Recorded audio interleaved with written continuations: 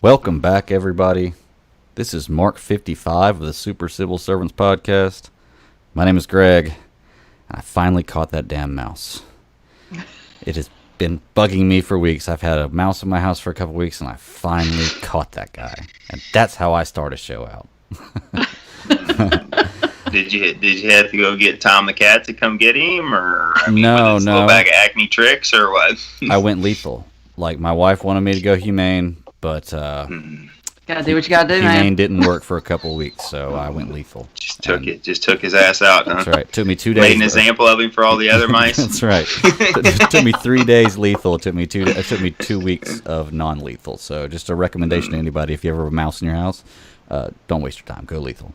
Did you put it on a little mouse crucifix and put it like outside your house with all the other mice as like a warning sign? Like, oh shit, look at this guy. Hang him on a stick like a stormtrooper helmet. Yeah. Oh man! Just for a warning to all the other ones. That's right. All right. Oh, cool. Legendary Beer Geek says we're working. All right, cool. Let's just continue our intro then, since I kind of started us off on the first squirrel. Nathan, what's up, buddy? How you doing? We're back. I'm doing good. Hey, how's Greg? Sarah, how we doing tonight? Happy to be here. Talk about a little bit of shit, and we'll just babble on some nonsense. I'm sure. Plenty of squirrels to be had. Yes. Plenty of squirrels will be had. That is true for sure. Yeah. Sarah, what's up? How you doing? I am doing well. I've had a little emotional day. It was my last day of my previous job, and I start the new one next week, which fortunately I don't have to start Monday. I can start Tuesday, so at least I have a little breather. Yeah. So that's going to be a fun little transition. And the kids are going to Sunday summer camp. Sunday drinking. Nice. Oh, nice. They're going to summer camp. Very nice. You worked at that last job for a long time, didn't you? Yeah, actually 2 months shy of full 16 years. Wow. Okay. So Damn. yeah, great. it's kind of like leaving family, but I mean, That's a career. It really is. Mhm. Yeah. yes. So, but I mean, it's been a good week thus far. So, Okay. Yeah, how about you, Greg? How you doing? Yeah. Working as always. Other than mouse hunting. Yeah, working as Other than always, mouse mouse hunting. hunting, building, all that good stuff. Me and my family went to this. Get that wascally mouse. Me and my family went to this petting zoo the other day. It was like called the Lazy Five Ranch. It's a drive-through petting zoo, and you just all get in the car and you buy buckets of feed before you go in, and you just drive around this acreage, and they had yaks and water buffaloes and zebras and horses and cows, all different kinds of cows, pigs, warthogs, giraffes, and all this. All these animals are just coming into your car, putting their head in your vehicle. You're looking for. They had huge longhorn, I guess steers. Yeah, longhorn steers. I mean, they were huge. And How many knee scratches did you get on your car? I got a couple. I'm not gonna lie. I got a couple. The I longhorns. bet you did. Yeah, because there was a did. situation where like one longhorn walked up to me and I started feeding it, and then like 12 walked up to the car, and when they surround your car, they don't care about. And they your don't car. give a shit. Yeah, they don't care No, about they your don't. car, so they'll No. bump into it. They'll hit their horns against it. So I got a couple little scratches, but I should be able to buff those out, no problem. So next time the truck Well, I goes- heard there's a guy I listened to on the radio, and he grew up in New York, and I guess they had this like drive-through kind of zoo or whatever, and they used to have monkeys, and they said you'd go through one time and you'd say never again because you'd come out and your windshield wipers be ripped off, your antenna be broken, they'd be karate kicking your mirrors on your car, And you probably paid like $75 to do it. There? Yeah, you probably paid like Yeah. $75 to do it too. Yeah. To have your car destroyed. That's crazy. Yeah, we got one of those around here. I haven't taken the kids to it, but I have a lot of friends No. that have gone to it. So Well, just get your old beater truck. That's where you take your old beater truck. That's exactly what I'm Something gonna do. happens, you don't give a shit. I asked them if I could just put people in the back of the truck, and they were like, "Yeah, as long as they don't get out." So next time, I'm just Well, taking the old right, truck, right. And we're going that way. So, Right. all right. Well, there was a. Well, there's the first squirrel. Actually, I think it was the second. I think we started the first squirrel off with the mouse, right? Whatever. yeah, I think the mouse. Yeah, We can't even keep up. is this gonna be like animal themed? Is that what the Sounds like squirrels are gonna be? it. Sounds like it. All right, we got a lot of things to talk about this week. I think we're going to start off with some trailers, and there's 2 trailers we want to talk about. 2 people here are super excited about both of them. I'm going to start off with Sarah. Throw the ball to you. Talk to me about this trailer that you were super excited about. Okay, so back in '89, there was this fantastic film that introduced us Alex Winters and Keanu Reeves, and that is Bill and Ted. So that's when you're introduced to Bill S. Preston Esquire and Ted Theodore Logan, otherwise known as Wild Stallion. The wild. See, I couldn't remember the name. Damn it, I couldn't remember it. But it was Stallions with a Y. Yeah. I loved this movie. So after watching it a million times, and then I think back in, I think 91 is when Bill and Ted's Bogus Journey came up. Yes. Which that's the one I've seen. Excellent Adventure was great because they had to pass their history presentation or whatever. Yeah, so that's where the phone booth came in and going back through time, pulling all these guys. Carlin. Yes. Be excellent to each other. Fantastic. So they get through that because Napoleon cannot bowl, number one. So they get through all this. So then their next adventure is in 91, Bill and Ted's Bogus Journey. So this is when they meet Death. And so they had to go 1-1 with Death. Now, it's been a while since I've seen this one. So me too. That's the one I saw the most as a kid. Yes. So, that was crazy because what was the station? That's what they said. They had these robots that looked like they were made out of pipes and whatnot. Yeah. Oh my God, that's right. Yeah. Yep. Yes. Flooding back. It was crazy. It was absolutely nuts. Then they happened to meet the princesses. The princesses. That's who their brides. That's who they came back. Now remember them. Yeah. Remember them. Yeah. So then I think, what was it, last year this was announced? Because I saw it on Facebook first. There was like a page that was popped up and it was talking about Bill and Ted 3. I was like, oh, so wait a minute. I would have never thought Keanu Reeves would have thought to do this again. I felt he had kind of gone past the whole, the Ted Theodore Logan. Because that was really my first crush on him.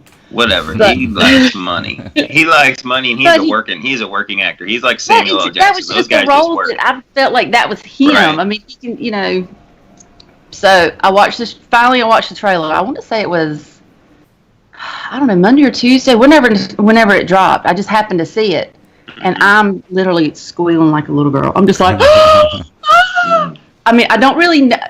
I saw some great things. Because, of course, they come in and they say, they're in front of, like, the futuristic people, and they say, be excellent to each other and party on dudes.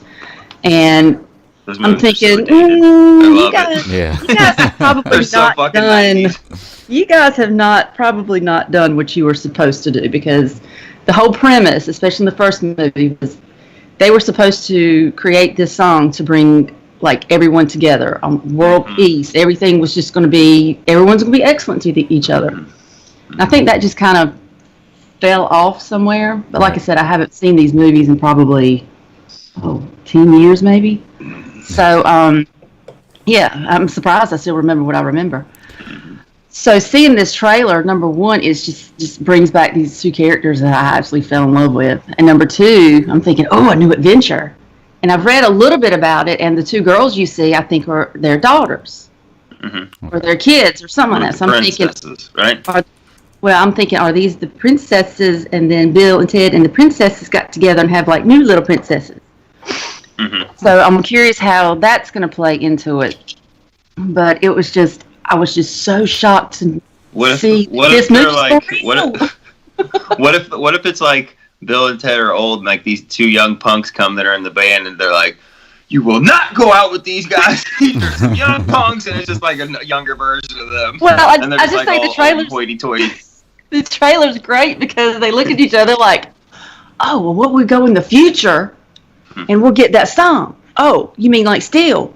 Well, it's not really stealing if it's from us. Right. It's the logic in these movies." That is what I absolutely love. There is no logic. No. They fly so loose and fast with the rules. It is just great. Out there. They're just fun movies. They're just fun. I mean, you really can't take it serious. I heard a rumor that supposedly they have some. Not like I said, this is a rumor. I don't know if it's got any merit or not, but that they have some unused or some alternate footage of George Carter where they might be able to get him in as a cameo, a brief little, just kind of like they did Leia in episode 9, just kind of a brief little cameo or something. Well, and supposedly the guy that plays Death, he's back and he looks just the goddamn same, and so they're trying to They're working with some stuff. I think they're just bringing back a bit of nostalgia. I mean, Sure. Like I said, these movies, you see it. Man, I tell you, it just brought me back to the '90s because that was just so fun. It wasn't serious, but yet it still had a great message. Be cool. Don't don't be uncool. Don't be a dick. Be uncool. Yeah, I mean, it was like, dude. So I think one of my favorite from the very first movie was, I think, is when they met each other. And Ted looks at Bill and he's like, "Strange things are afoot at the Circle K." I'm like, absolutely, because I've actually used that in life. yeah, sometimes. So I wanted to ask a couple questions, or I wanted to just say something. Sure. I wanted to ask about Power show. How much do you think they're going to make off the royalties once this movie comes out of people that go back and watch the first two movies? Because these first two movies are going to be on streaming services. They're going to put it out there to promote. Well, I mean, wouldn't you think so? Wouldn't it make more sense for once in some streaming service to have it on there? Because it's going to get. Might be time for a Blu-ray. Yeah, I mean, now it's a trilogy. I mean, they've created a trilogy now. So, and a lot of people, they don't know who Bill and Ted are. I mean, like I said, they started in '89. Then the next one was '91. And here we are in 2020. All right. They're so fucking 90s, though. Like, if you watch those now, you're like, oh my god. Oh, they're so, just especially the way they talk, like the surfer stoner, like, that was cool. Like, they're in San Dimas, California, man. Yeah, like, oh my god. Well, see, here's the thing with me with Bill and Ted. Like, I saw the preview, and my wife did too. And yeah, like all that stuff. Keanu Reeves, like he stuck his finger in a light socket, just hair out like this. Yeah. Like all that stuff from the '90s, man. You're right. It's so nostalgic because we're all children of that time. And I showed my wife this, and she loved it. But my thing with Bill and Ted is, I remember the movies. I liked the movies when I was younger, but I kind of remember them like Biodome. Or Encino Man, were awesome movies, like really great movies, But I'm not so dumb. I'm not 30 years later gonna be like, y'all need to go check this movie out, type deal, Yeah. so Fucking that's the way I Biodome, bro. I mean, it could be. I'm the head of the Biodome fan club. Well, hey, I love just to let you know, I'm the one. Well, check this out, and I'm hoping whenever theaters do open, there's one in Raleigh, and I think it's there are other ones. It's the Alamo Draft House. Yeah, and we got one over close to me. Yeah. Well, we discovered that when we moved up here, and we've seen, and they have like this plethora of microbrews, and of course, my favorite is Bill and Ted's Excellent Ale. So I'm thinking, please. They should have have a promotion. Yeah. Have a goddamn promotion. Yeah. I'm like, I will get a pitcher and put a straw in it. That's what. No, I've never that's tried what I'm that. talking about. That sounds. I might have to try it. So, drink it. It's alcohol. Yeah, and ale's my favorite. So just couple of my favorite guys, favorite beer, put it together. I mean, where can you go? I mean, how can you go wrong? Right. See, this is why she likes being here on Friday nights. Absolutely. Her favorite guys, a couple beers. You know what I mean?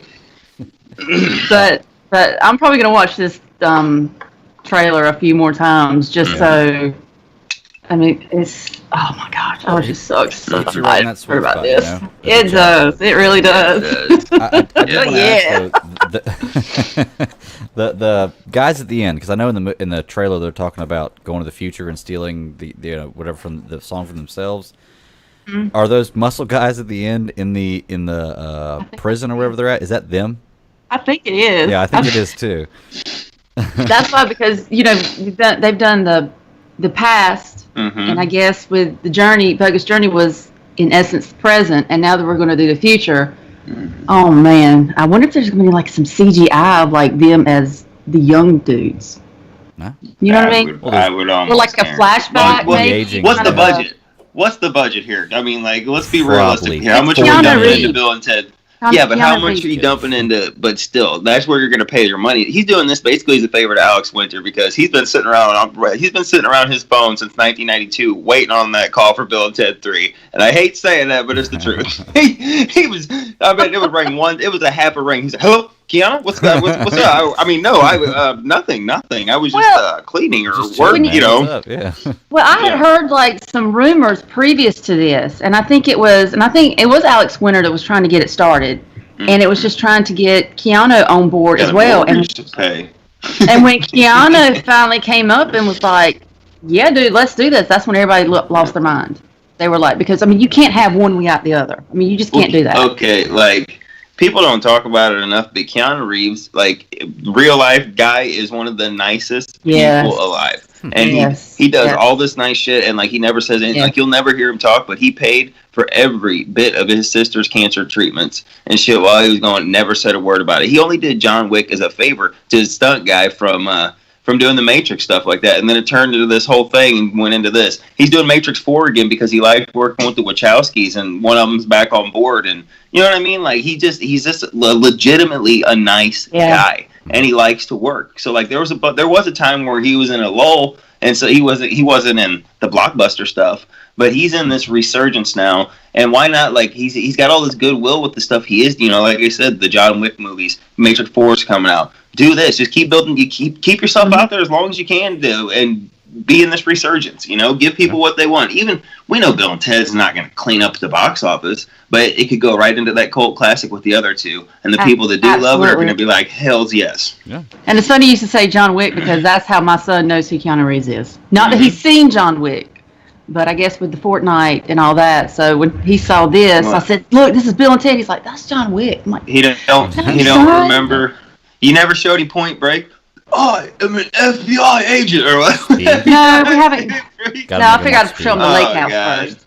He's got to see the lake house first, so he can fall in love with Sandra. I watched 47 Ronin, okay, and Keanu Reeves was the best part of that movie. I didn't hate it as much as everybody else did, but I'm just saying, like, I'm a Keanu Reeves fan. Like I still like the Matrix. Oh, I need to show him Speed. I know Kung Fu. Whoa. My kid loves Speed. I love how you. Yeah, Speed's a great movie. I love how you described that too, Nathan. I don't hate it as much as most people do. that was how you described that. I don't hate it as much as most people. Well, do. I mean, like I wasn't like punching myself in the throat after I watched it. Like I just wasted my life. But I mean, I was like, all right, that was a film I watched. For some reason I can just picture Nathan punching himself in the throat. Stupid. All right. Well, y'all got anything else you want to talk about that? Nope. Cool. No, I just want to hear more about it. I want to see another trailer. I just want to see more, and I just want to see it. I hear you. I just want to see it. It is going to happen. That's on my list for Wonder Woman. Yeah. Well, actually, now let's pass the ball to Nathan. Speaking. Oh, what? Trailers. Let's do some DPS2. Yeah, another big trailer that came out this week was Doom Patrol Season 2's first trailer, but basically our only real look. And man, they're picking up and they're diving right back into the weirdness, like right where they left off. And man, like I cannot wait. Like Doom Patrol was an unexpected, pleasant surprise for me. I was shocked at how engaged I was and how much I liked it. You know what I mean? Like, you know what I mean? Like, at first I didn't know what I was going to think about Crazy Jane, but I love that Crazy Jane and Robot Man, like, how their relationship and like, you know, Cliff is Robot Man, or, you know, Brendan Fraser playing Robot Man. Like, what the hell? That was excellent. Like, just a stroke of genius. And, like I said, the girl, I know her from 2.5 Men, but, you know, like, these characters are great. And then, like I said, there's Negative Man, and, like, we're doing these flashbacks, and we get to know more about his story. Like, by the end of it, I'm, like, tragic, heartbroken, and then like at least he gets to have that last moment with this, you know, with his one true love and shit. And I'm like, God, at least he got to have a moment. Like I was just shocked by how invested I was in this. Danny the Street. I got invested in Danny the fucking Street. Are you kidding me? Like, let's go. There was an Admiral Whiskers that like messing guy. Like, dude, come on. This was the weirdest, coolest show ever. And then season 2, like spoilers if you haven't seen season 1, like it showed like we're going deep into oh, damn it. What's his... Niles? Or the wheelchair. God damn it. I can't think of his name. Oh, you're talking about Niles Calder? Yes. Niles. Like, it's going into his daughter, and, like, she's, like, still looks like a primate, but she's crazy power. I don't know. Like, it's gonna... I'm ready to go. Like, I'm ready for the weirdness. Okay. Sarah, you want to say anything real? Go. Actually, Sarah, you go because I'm gonna bring y'all down a little bit. So, or not bring y'all down, but I'm going to bring the mood down a little bit. But hopefully y'all can lift me back up, and hopefully sure. Lift back up. So, Sarah, go ahead and tell me. Well, I mean, I'm just kind of building off what Nathan said about the first season because you first meet them in Titans. I forgot which one it was, which episode it was. Yes. And I was like, who are these guys? Because that's where Beast Boy comes from. Yes. Mm-hmm. So you see that, and I'm thinking, who are these people? In the comics, that's where he originated from. He originated in the Doom Patrol series. And then when I listened, I heard like Brendan Fraser. I was like, is that? Yeah. Is that what? Mm-hmm. And then of course Matthew Bonner? Oh my gosh. Brendan Fraser, fucking a treasure. Okay, national treasure. We think that guy absolutely. Is great. Okay. Well, I started watching Doom Patrol after like the last episode of Titans because I was like, okay, what else am I going to see? So then I happened to see Doom Patrol, and I started the first episode. I'm just like, yeah, wow, yeah, whoa, and then I wanted to get to know the characters. I mean, they were a bit offbeat, but their backstories were really interesting. I think and then having Alan Tudyk as Mr. Nobody Alan and Tudyk. Like the narrator. Anything he's in is just it's gold. I do like gold. Yes, yes, but, he's a great actor. He should have played a live-action Joker a long time ago. Look at that facial he still features washes. and the voice. Oh yeah, he still washes Firefly. Absolutely. Good idea. But I stole that from David C. Robertson on DC on Screen because I heard him mention it one time and it blew my mind, and I went, "Oh my god, I want to see that." That would be great. He does the voice of it in the Harley Quinn series. Yeah, he does. Believe. Mm-hmm. So he's getting a small role to Joker.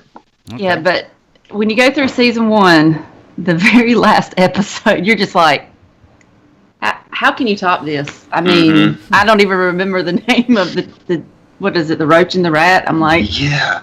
Well, the rat was Admiral Whiskers. Like I said, there's one whole. But how you get to know him though is weird too. You get a backstory on this fucking rat that they accidentally run over his wife or whatever, and I'm like, what is happening? And the robot man's. Or I think it's that because he's like, I'm vowing revenge on you. And then Robot Man's freaking out, and you're like, what is happening? And like Admiral Whiskers comes out, and then we get a rewind of like this whole backstory of why he's pissed off and he's taking him down. And I'm like, what is happening? This is brilliant. This is brilliant. I'm getting a rat's backstory, and I'm thoroughly invested in it. And I'm just not even going to talk about the scene, the way they talk to each. That's something Greg. That's something you have to just discover on your own. And in this trailer, I know we're supposed to be talking about the season 2 trailer. Like, I like how Rita. That's what Rita's starting to learn how to actually use her power. She's trying to start to use it. Cyborg looks like he's coming into his own a little bit. Crazy. Looks like Jane might be trying to instead of suppress the people in her, it looks like she might be trying to utilize them. You know what I mean? Well, she got kind of down to the root of how she. Yes. And that was a little heartbreaking. And I saw that. Yeah, and the Negative Force and Larry, they finally came to an agreement. So I'll be curious to see if they can start working together.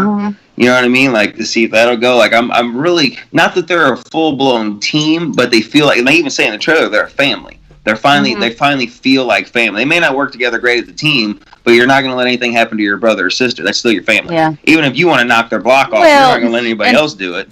And especially the way Robot Man, the way he kind of latches on to Jane. He's out there. Are you okay? Is everything good? Because she did have like a daughter, and he would like bring her. You know, he was taking care of her because he had lost his wife and family. Child. So in essence, it was kind of. Yeah, so it was, but Rita was one that I kind of enjoyed seeing her evolution because it was almost like went from prissy bitch to team player. Right, because it was almost like she became with the elastic thing. It was almost she became what she didn't want to be. She wanted to be this beauty, the symbol of beauty, and all this kind of whatnot. And then she just thought of herself as like this ugly monster because you're like, you know. So well, I mean, if my face drooped in my butt, if I smothered to death a woman because I goofed out, I mean, I'd be like, oh. Yeah, you might have some issues. All right, great. Hey, bring us down. I was just gonna say real quick, Legendary Bearded Geek is in the chat room, And we are doing a season 1 review next week, so we don't want to waste all our ammo about season 1. Whatever. I'm unloading right now, baby. I'm unloading. No, I'm just kidding. Sorry. So no, Sorry. my Sorry. opinion, hopefully by next week, is going to change on this show. Okay. Well, how far are you in it? Right now, I'm on episode 0 of the rewatch. I'm gonna hopefully watch some more tonight whenever I do it. But by next week, I can watch it in a week, it's no problem. But Sure. Here's my thing: is there are certain things that I didn't like about the show. Like I didn't like Cyborg's outfit. Cyborg was the weakest part of the entire first season. It looked like a Kmart Halloween costume to me, and I feel like you could do a better job than that. Not that the actor did a bad job. Actor did a great job. I'm not knocking him. Just didn't like the outfit. For me, hearing Brendan Fraser's voice pulls me out of it. It really does. It sucks because he does a good job in that role, but it just pulls me out of it. I don't know why. He's somebody that I watched growing up for tons of movies, tons of different roles, and it's weird, you know. And then the third thing, let's see, what did I have on here? I know. Oh no, I don't want to complain too much about it because I'm going to watch it next week. But what I did do when I watched the first season is I watched the first 4 episodes and then I stopped because every episode that I was watching, I was pausing it multiple times to see how much longer was left in the episode. Now, I think some of that has to do with the fact that when that came out, we were just starting this show. We were a few months into this show. I was trying to do that. I was moving. I was watching Young Justice. I was watching Titans. Like, I was trying to catch up on a lot of stuff. And the DC animated movies, I was catching up on all that. So I think maybe this was just like that thing that was like, it's just another thing I have to watch. As opposed to me watching it because I wanted to enjoy it. So I'm gonna make a suggestion. Okay. It may be a little controversial out there, but we're all adults here. I'm gonna say get really, really, really high, and then watch the whole first season, and you'll be like, "This is the greatest shit I've ever seen." Yep. I mean, it's very possible. If you dare drop, hit acid or something, I think you might end up in the mental hospital because this show is already an acid trip, and I'm just saying, this show, it is crazy. That is the perfect. It's a comic book show on acid. Like literally, like somebody took a comic book show and they're like, "This is great," and then they took a drop of acid. Outlandish. Went, it's just so. Are they going to do it? Yep, they did that. I cannot believe. Okay. Well, and it pulled me in because I wanted to see something. When I saw them in Titans. And I was like, oh, Doom Patrol, which I'd heard of before, but like some random. And I said, okay, well, just kind of like a continuation of watching Titans, because once Titans was over, regardless of how the season endings were, I didn't care. I was like, I just wanted more of this type of show. And it just sucked me in. And Greg, I get you about the Brendan Fraser, because it did take me a little bit to get used to that. Mm-hmm. Well, especially when you go back and see the flashbacks, and I'm thinking, the first thing you see is him banging his maid, and you're like, "That's Brendan Fraser doing. That's old Brendan Fraser doing his maid." You know what I mean? But at least he doesn't look like Rick O'Connell anymore. So he's like totally. I can take him away from that. So. Okay. Were you guys like me? Did you guys picture it like this is what happened to him after the Mummy trilogy? Is like he eventually became a race car driver and was getting old in the 70s, and now he's just stuck, and now he's stuck as a robot. Because that's my headcanon. It's the same guy from the Mummy movies, okay? And this is his retirement. He goes, what the fuck happened? Yeah, I was like, okay.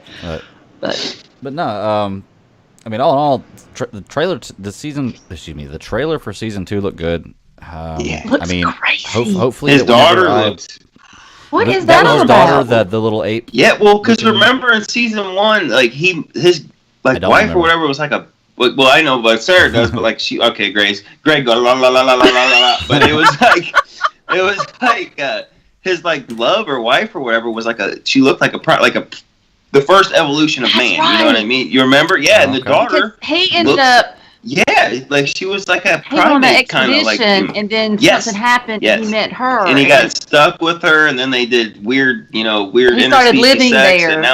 And now he's got a daughter, and apparently she's like mega nuclear power, powerful. So, and it's gonna be so weird because like, how do you top Alan Tudyk and the guy that can literally do whatever he wants? And supposedly, like, my daughter's like the most powerful thing. Like, that's it. I'm fascinated. And she's gonna have a child's temperament.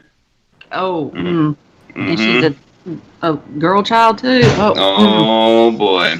Because what I got two of age is those. she? Is she like, Two of those. what, 10, 11, 12? Or is she a little bit younger? That's what I knew she was like a younger. I was thinking 8 to 12, somewhere in there. Yeah. I don't know, though.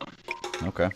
But I didn't even realize they had a trailer out until, Greg, you had mentioned that. And I'm just, Well, because I knew it was supposed to start streaming at the end of June. So 25th, right? Yeah. Is it 25th? 25th? But to be honest with you, I think I would prefer not to see a trailer. I just want to see it. Just go in there cold. Let it go, because Makes sense. if it's any more outlandish than the last 4 episodes,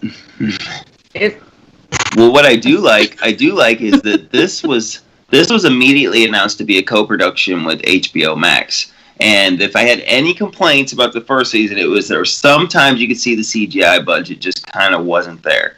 But with HBO Max being involved in this, and this was right before, I got a feeling they might be able to put a little bit more money in, because the critics loved this and people loved this. So I think they might have went ahead and propped this up a little bit more. So not necessarily to lose the crazy in the practical sets, which worked out great, but when they do use, maybe Cyborg will look a little better and stuff you know what I mean? Yeah. Doing stuff like that. Okay. I hope Cyborg looks better, because I think that's my me worst too. part. That's my worst part of the show. Like I said, I don't. Well, the actor's no problem. He I does a great noticed in job the with the role. trailer. It's just I noticed in the trailer, it looked like his face piece was a little more. It didn't look like something just stuck on his head like in season 1. It looked a little more embedded. You know what I mean? Like Cyborg should look. Now maybe that was just me, but on the quick glance I saw on the trailer, it looked a little better to me. well, if you look on season 1, some scenes you can see the band where wraps Oh, around his I head know, like a Halloween man. mask. I know. Shh, stop it. Yeah. But that's a part of Doom Patrol, though. It's that could be in there on purpose, and you would never know because the show is crazy. True. You know what I mean? Yeah. So. yeah, it's just outlandish. I love it. I think it's fantastic. It's just, you're like, it's enjoyable to watch, but yeah, sometimes you feel bad that you watch. I really hope that next week, whenever I'm done with season 1, my season 1 rewatch, that I'm that excited for it. I don't know if I'll be that excited, but I may be more excited than I am now. So I don't just take it as an acid trip as it is. It's just craziness for your eyes, and then you process it, and you don't know what the hell happened afterward, but you kind of think you do. Yeah. They have the living street. What the hell happened? Okay. Danny the Living Street. So expect to be confused when I get done watching an episode. Well, not really. Confused, like in a good way. Just expect to be what you. the hell did I just watch? In a good way. You know what I mean? Exactly.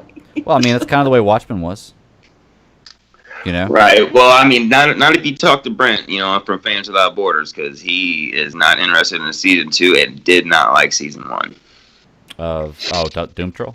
Of Doom Patrol. I mean, I may be right there with him. I don't know. Whatever, Greg. It may just be one of those things. You got to quit the podcast if you don't like it. I'm sorry. Right. You're fired. I'm done. You're fired. Gone. Oh yeah, guys. All opinions are valid. We've got Katie's busy tonight, and Chris is doing teacher stuff and being the administrative guy. And Chris Travis Canada had Travis had a Canadian emergency, and there was a maple syrup shortage. So they called in the entire Canadian provinces, and they're working overtime to get that maple syrup going. I thought you were gonna say a maple syrup conglomerate, like a Comic-Con for maple syrup. No, there was a shortage. There was a shortage, and they're not having that shit. So they're pumping it. They're putting their heads together. Tapping all those trees, man. They're talking to boot things, and they're being sorry about things. And I'm just kidding. I love you guys. Yeah, I was actually going to mention Katie earlier. She gets to watch all 3 episodes. Before, excuse me, she gets to watch more of Doom Patrol sooner than we do, right? Mm-hmm. She's got early access. She just kind of dangles it over. I don't want to talk to her. I can't. Dangles it over our heads as we. She just casually mentions it like we're not going to be like, what the F? I want to see it. Aren't these episodes? Aren't they going to the first 3 come out together, and then it's going to be weekly? Katie gets to review the first 3. I don't know if the first 3 are coming out like that, but she gets to review. I saw somewhere it said that first ones. Right. The first 3. But she will. Opening day, full disclosure, she will. She will not. Don't think to ask her, guys, because she ain't gonna break that. She can't see. So no, she may get to review it, but she ain't gonna give you no spoilers. So Sorry, as our Canadian friends would say, sorry. Oh, good deal. I just want to be surprised because I just hope the second one. I hope it is as good or better than the first one because. Me too. And I hope Greg likes it because if not, I mean, if I don't he doesn't, think I'll dislike everybody has their just like, and that's kind of the way. Kind of switching gears here with Age of Ultron. That just James Spader's voice took me out of that. I get that. Yeah, it did me a little bit too. Even now when I watch it, that's all I can think about. It's James Spader. Man, you know what was great though? If we're talking about Age of Ultron, you remember that No Strings trailer where they took the song from Pinocchio and they made it sound like all evil and sinister? Dude, that was great. That was a great, No Strings on Me. I don't know why we're talking about Age of Ultron, so I mean, we might as well talk about that trailer because that was excellent. Well, I'm just trying to feel where Greg is coming from because I totally get that. Yeah, and like I said, I think I'll feel a little differently next week. I mean, this is my focus this week to watch, so it's something I want to watch. So I'm going to focus more time on it, and not just make it. It's not going to feel like a task.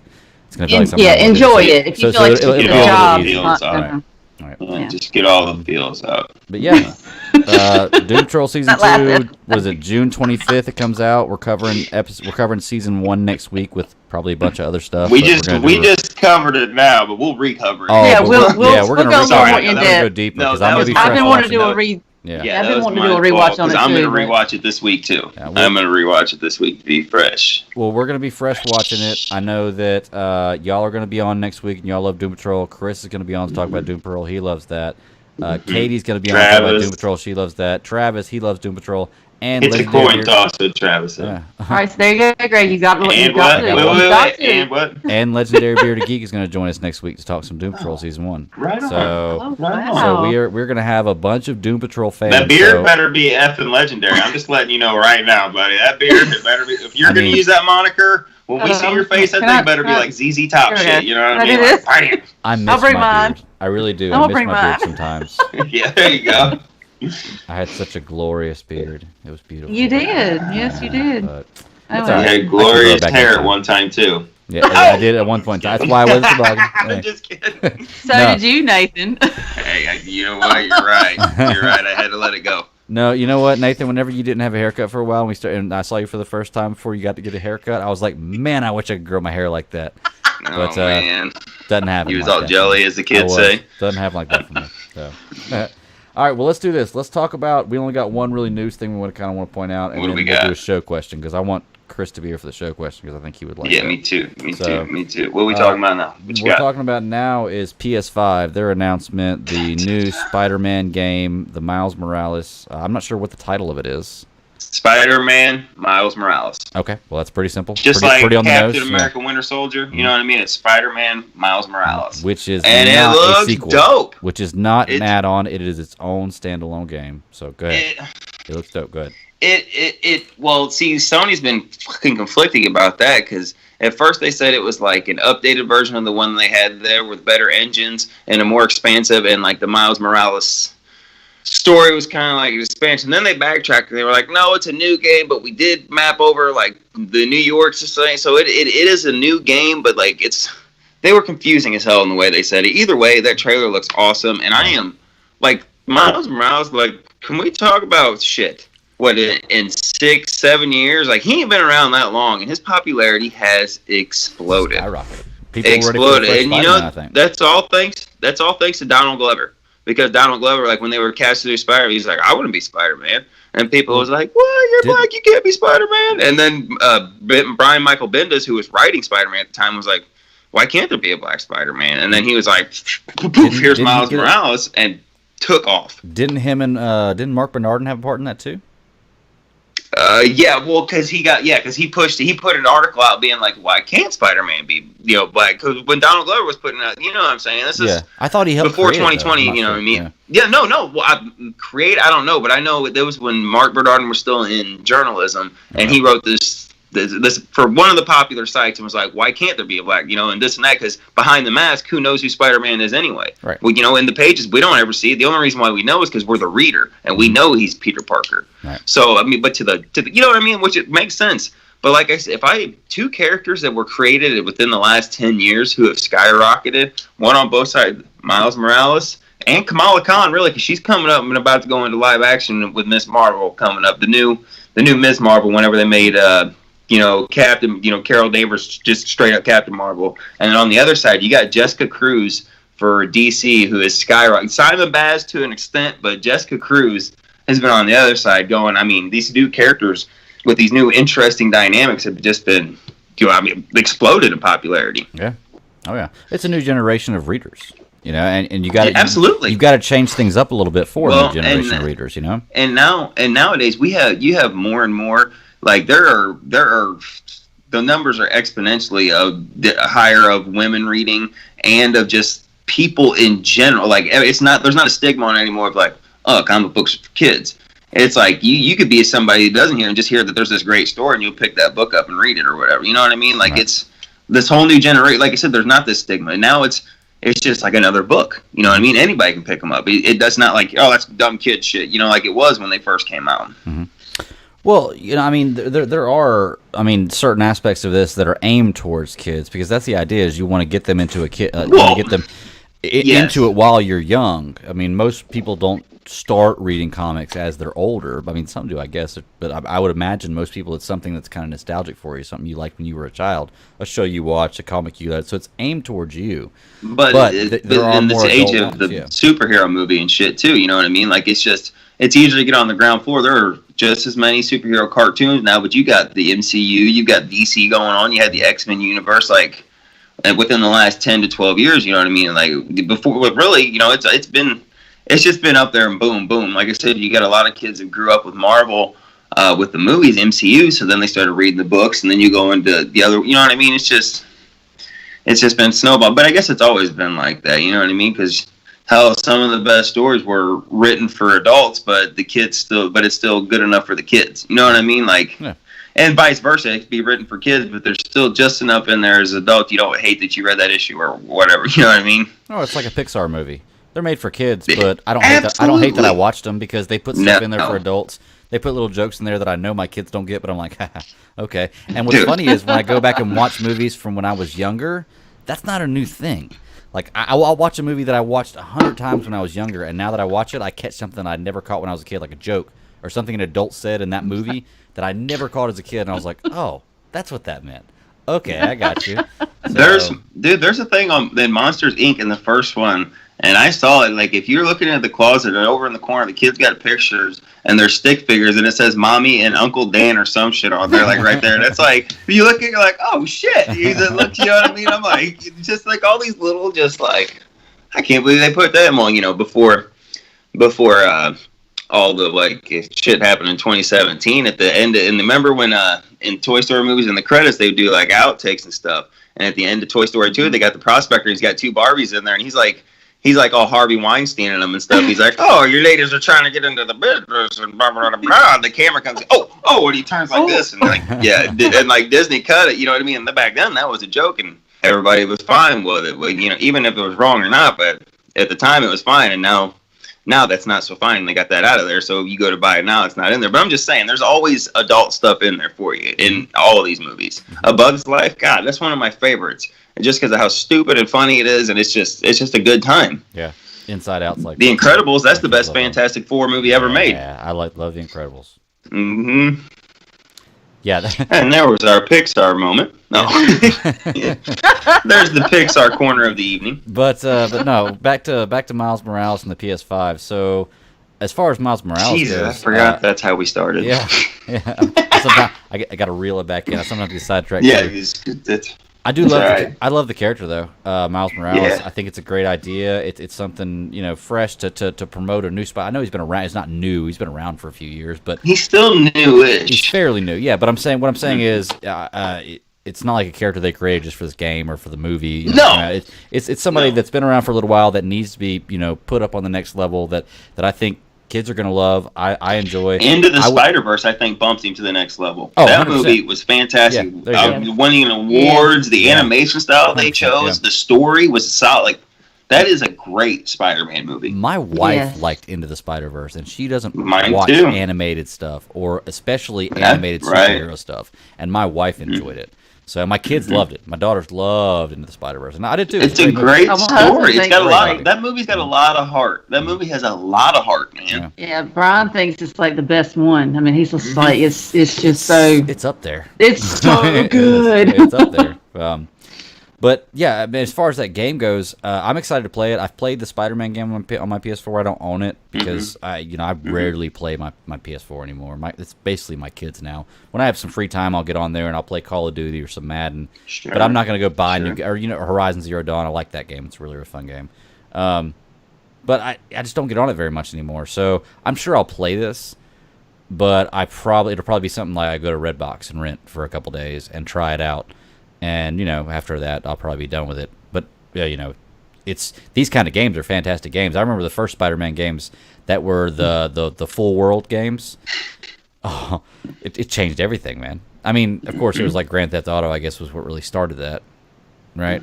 But just totally changed everything, man. Spider-Man's a perfect character to have in that kind of world. And I'm excited to see this game. I think the Arkham series really opened it up for Spider-Man. Like they did games, but like was the Arkham series they wanted to do like Spider-Man? Well, they did other Spider-Man movies, and they were getting their engines down, but like I'm talking like with the more story work put into it. But then Spider-Man took it better, and they kind of like when with Arkham Knight, how like you expanded Arkham when you could go all you could go over Gotham. Well, the Spider-Man game that they just came out with, the most brilliant thing they did is you can swing all over New York.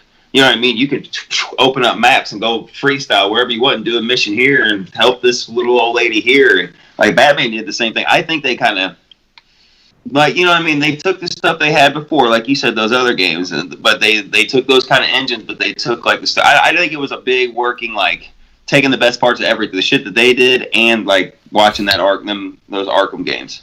You like my hand movements and stuff? Are you guys laughing at me? Yeah, I'm sitting here watching your hand movements because I have the live screen that we're on, and then the other screen that I'm watching the Skype screen we're on, and then the live screen that's streaming. It's about 4 seconds behind, so I get to watch you do it 2 times. Yeah. So the hand motions are great. So I'm glad I'm not the only one who talks with my hands. No, I do too. I do it all. I even do it whenever we're not on video. I'll be talking with my hands, which is why I feel so bad sometimes. Because sometimes when I'm on the C3 podcast and I'm making a point, I'll kind of wag my hand, and I'm not mean to be mean, and I don't think anybody sees me. And then I'm like, oh no, somebody does see me, but I'm sitting here doing this, and it makes things really, really bad. But Miles Morales, the game looks awesome. I can't wait to play it. I'm sure I'm going to try it out. Like it's going to be fantastic. The only problem is I don't know when I'm going to get a PS5. And so is it only going to be on that platform? I think so. Yeah. As far as I know, that's one of their day one kind of like launch titles. That's games, their kind of going hand in hand with it. Like, hey, like buy a PS5 on the day because Spider-Man comes out on the same day. Like let's great thought. Package that shit up. Marketing ploy, basically. And plus, they're really releasing around the holidays, which is they know people. Like I've already seen. Which holiday? Black Friday or Christmas? Yeah, well, I've seen memes online. I've seen memes online of like all these. Like what I gotta do for my sugar mama until the PS5 comes out. It's all this crude shit like all out there because everybody's all ready for it and stuff. Like I don't know, it's just hilarious.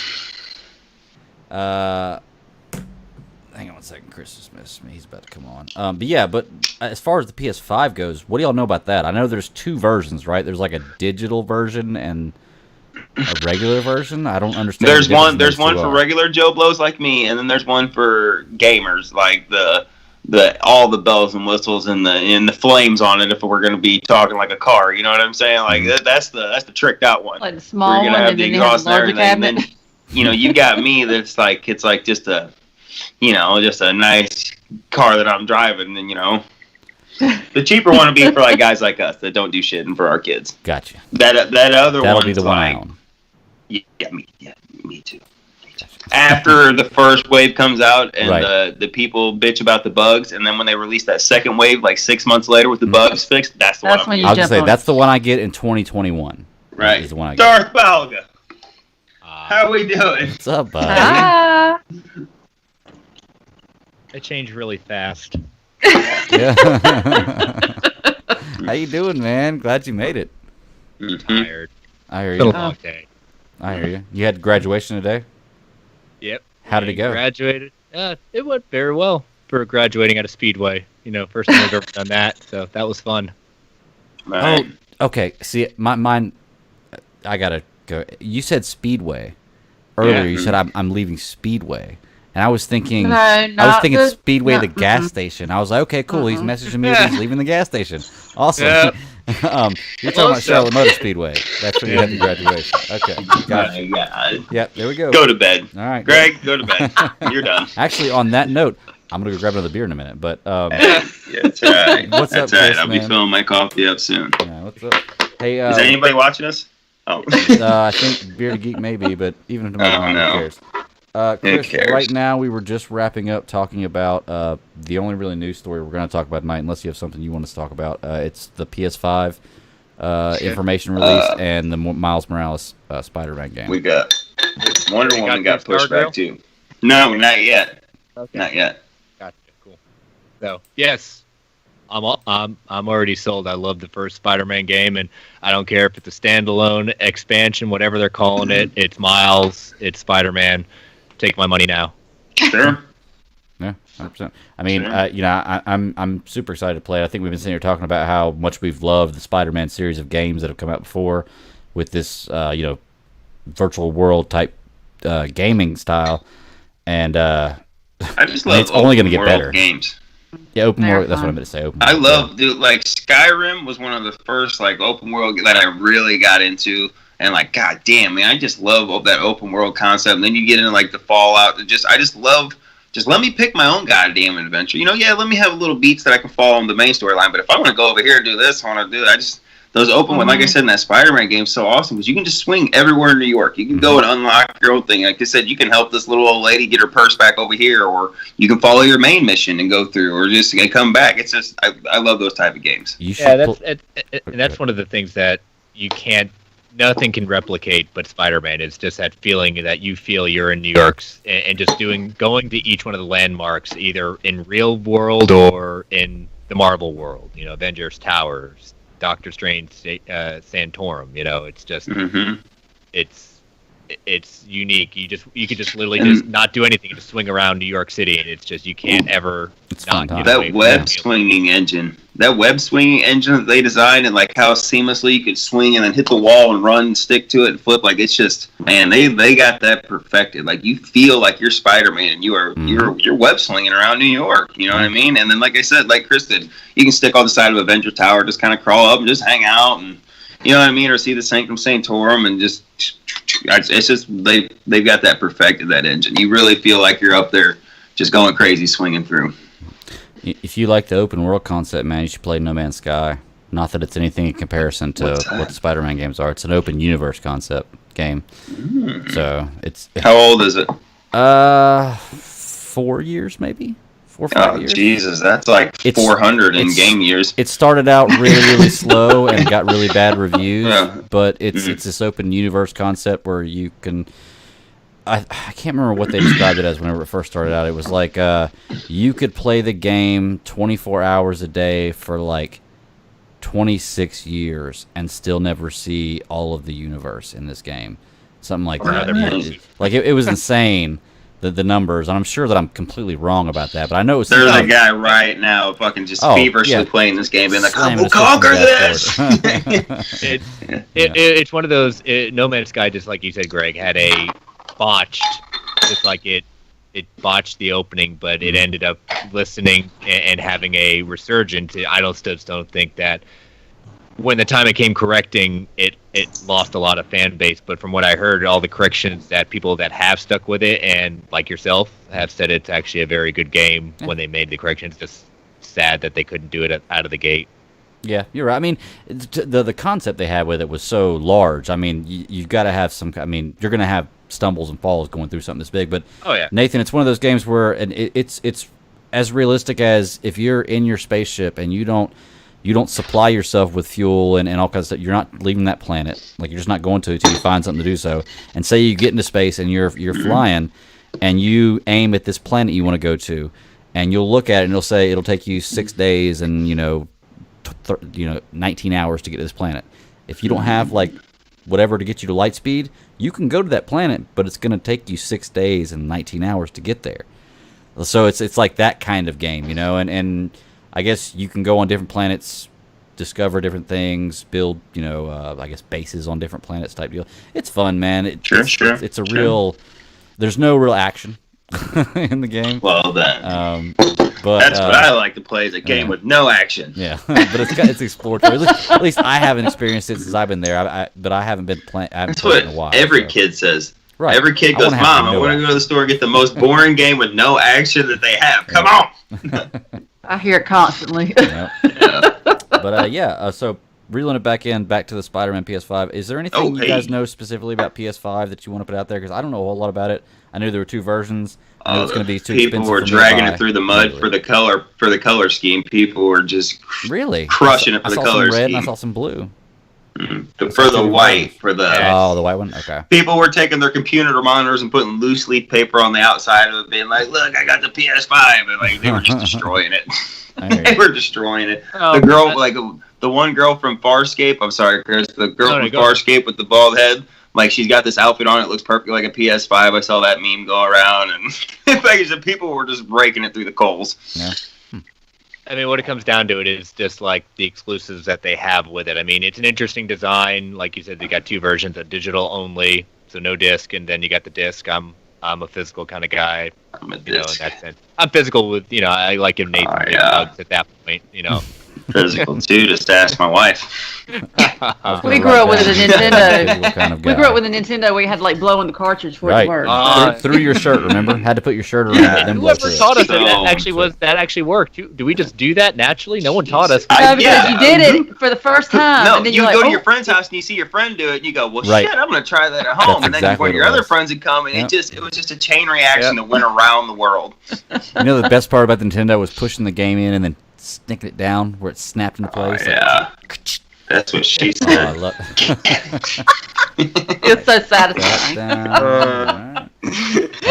But yeah, I mean, I'm excited for the PS5, even though I know I won't have one for at least another 18 months. Yeah. Well, like 18 I said, months I'll wait for the bugs to come out. Release. Right.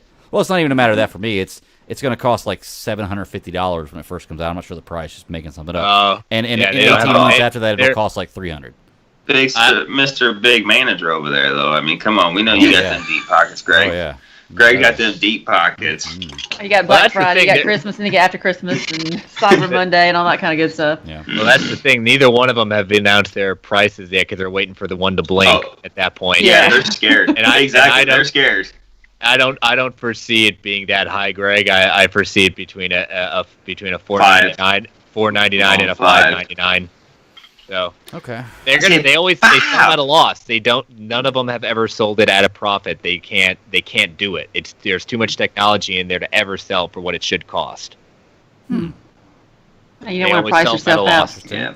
Like the song says, I got 5 on it, okay? Because that's what I'm thinking that cheap one's going to go for. Well, if you put $5 a week down for the next 2 years, then go to layaway, Greg. Go to layaway. Save your allowance. No joke. That is what Microsoft is doing with their consoles now. They're making it like an iPhone. Like if you bought a 1X now, if you pay it off to a certain extent, you'll it's basically like leasing a game, just like with a car, you can lease it. Yeah, that's you basically lease it, and you guarantee yourself if you make X amount of payments, you will then upgrade at no additional cost to the next one. You just kind of genius. Apple. That's what Apple does. It's a racket. Apple's got me for that. That is genius. All I have to do is pay a year up. At that point, all I do is pay a year, and I can just trade in my phone for the next one every year. This son of a bitch. I gotcha. So, PlayStation hasn't said anything about that, but that's basically what Microsoft is doing now in order to lock people into their ecosystem. Okay. Well, enough about games. Nathan, you had something you wanted to point out? The news? Wonder Woman. No, Wonder Woman got pushed back again, and this time to October 2nd. And, just around October 2nd will be the time when the, quote, second wave of coronavirus breaks out and everything will be shut down again, and then they'll push that shit. Come on, it's been done for like 2 years. Just put this shit on your streaming service already. Yeah. I mean, I think eventually they're going to... I think that might be the direction they go if it gets pushed back any farther. Oh yeah, and HBO Max. How about we get our fucking shit together and get on the Roku app and the Amazon Fire Stick? Because that's a little ridiculous. I still don't have you on my Roku and all that. Like, come on, chop. Let's get this shit together. I can get it on your Fire Stick. I don't have a Fire Stick. I want it on my Roku box. I mean, I know Travis, right? If he wasn't dealing with a maple syrup emergency, he'd be on here being like, at least you could get it in America. You know what I mean? That's true. That's true. And there's always the DC universe, but another Travis can't get. Yeah. Right. That's 2 for 2. Yeah. We are picking on Travis like crazy when he's not here. I love Travis. I hope I when he listens to this. I hope when he listens to this, he's going to tell me, I'm going to quote, give you a wedgie, because he always tells me, I give you a wedgie and a noogie. Which is the most Canadian shit I've ever heard in my life. It makes me laugh every time he says it. Can you imagine threatening somebody with that? I'm going to give you the worst ever. I love you, Travis, and you know it. Talking about the 90s. Oh, okay. Well, is there anything you kind of want to say about? I mean, there's not really a lot of news. Wonder Woman just got pushed back. Well, they're kind of.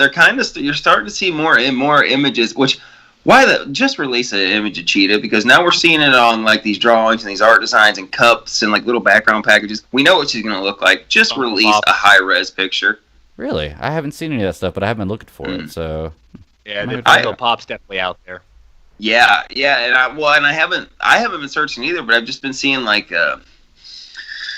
know what I mean, like little posters, kind of stuff in the backgrounds and stuff where they're not, and people are zooming in on it. And you get to see like, just release a clear picture already. Like, let's just get her out there. Or, I mean, shit, we got to wait again. Can we get a 20-second trailer or something and just show her like eyes, or can we hear her growl, or like let's just hear, you know, like come on, like just something so people lose their shit. Let her be a let her be, just let it be a surprise. Let it be a fine. There you don't go. ever get surprised with movies anymore. You know, they always show their. I'm a guy. I want instant gratification. I know. Okay. Well, control yourself. That was my prediction with whatever the final trailer was, because we got our teaser, then we got our kind of our Diana and Steve moment, and then the third one would have to be, my prediction was it would have to be a little more Minerva focused Cheetah. Yeah.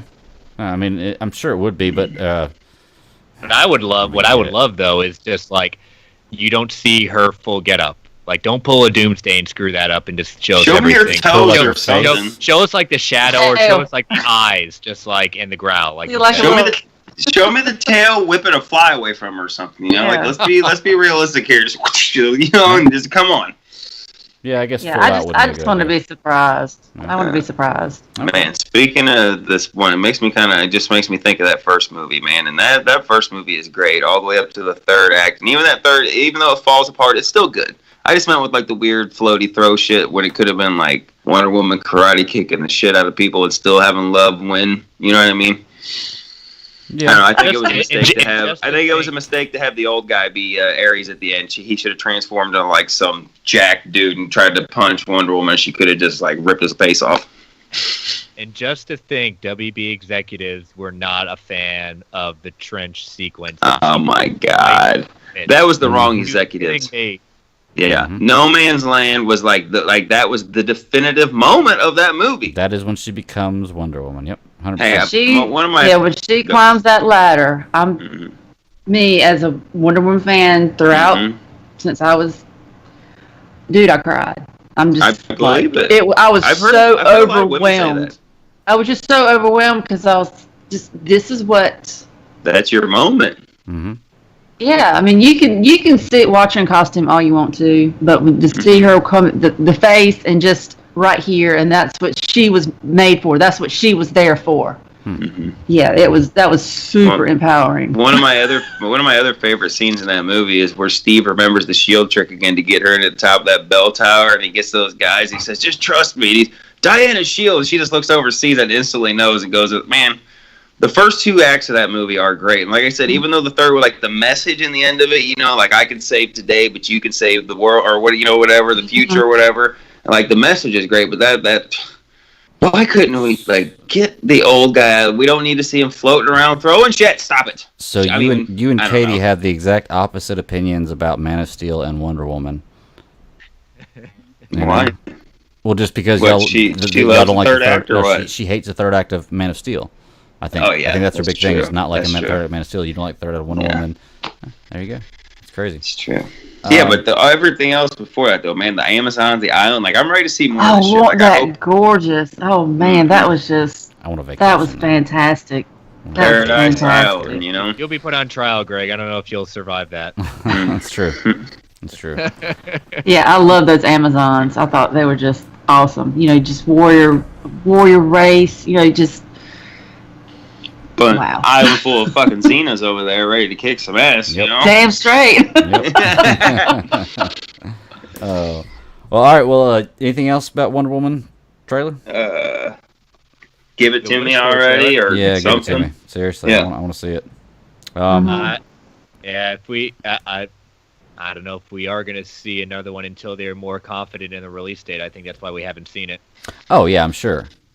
Yeah, I mean, they're. I mean, look at the last Tenet one. It's coming to theaters. We don't know when, but it's coming to theaters. Okay, well, at least we know Right. that. Well, I mean, that you said You what got they us. pushed- They just pushed Tenet back again too. Yeah. Just 2 weeks. Yeah. I think we're just biding time. Well, Nathan, when did you Me say they too. pushed Wonder Woman back to October now? October Yeah, October. 2nd. So I mean, if it's pushed back to October, I wouldn't expect to see any kind of next trailer for it until September. Yep. Like they're not gonna put it out more than a month before the movie comes out. I wouldn't think, not a final trailer, but I don't know. We'll see. I'm sure there's gonna be stuff leaked out along. While we're on a tangent, I think there's a trailer rumored or expected in July for Zack Snyder's Justice League. Yeah. I've been seeing a lot. It's like July 25th or 26th. Like What? we're not sure, but I've been seeing 20 this with the thing and like 26 and 27, they're supposed to be something. Yeah. The first trailer's coming next month. Suppose that's the big rumor. It's like, or maybe not full trailer, but maybe 30 seconds or new footage compared to the first trailer we saw. You know, the one we know is his. That 30 giving us 48 hours straight on the set of making. Yes. 48 hours on Zoom. Yeah. Oh, all right. Well, hey, October. Hopefully, it won't get pushed back again. Wonder Woman. We want to see it. So, before we get into the shows, we got 2 shows to cover tonight. Let's answer our show question. Our homeboy JRB asked us a question. I put feelers out there just about every week. So if you ever interested in asking a question, hit us up. We like to answer a lot of questions. JRB hit us up this week, and he wants all of us to give a 30-second summary of what the Man of Steel sequel what your Man of Steel sequel would or should look like. And I've got to grab another beer. Chris, you just got on, so Yeah, don't give it to me. don't give it to you. No, I Nathan, barely thought about it. You're my Man of Steel. You're my Man of Steel guy. You just got on. I'll be right back. I gotta grab another beer. Well, I mean, I'm still kind of flying from the seat of my ass here, but I guess in my perfect world, it would pick up after Zack Snyder's Justice League. It would be, like I said, I like my Superman with a little bit of an edge, which is why I'm a fan of the New 52. Like he wouldn't be green anymore. He'd be closer to the Superman we know, but he'd still be, a little bit. But anyway, and it would be Brainiac, but Brainiac while collecting specimens and taking all this stuff, kind of like Superman the animated series where when Clark breaks the ship and Brainiac takes all the animals back and stuff. But like I want him to go in there and when he gets caught, get trapped with Lobo, and they fight and they have to work together to escape, and Clark and Superman is getting all the species. But that would be my ideal, is that somehow Brainiac comes. Maybe he takes Metropolis, shrinks it down, or is about to. Then he takes Superman, and while Superman's in there in some red sun, lo and behold, he looks over and sees another, last of their kind, and sees Lobo over there, and we get this buddy cop kind of team up, but and then you go to Brainiac, the big bad, and just hammer down mayhem and destruction on that ship. That's my 30-second kind of ideal, and there'd still be time for Lois and to further develop Lois and Clark's relationship and Martha and Perry stuff. But my ideal would be it would start out on Earth, and maybe he's rescuing cats from trees or whatever the hell people want to see, and then Brainiac comes and just starts releasing devastation, and Clark and Lobo have shenanigans and they take down Brainiac.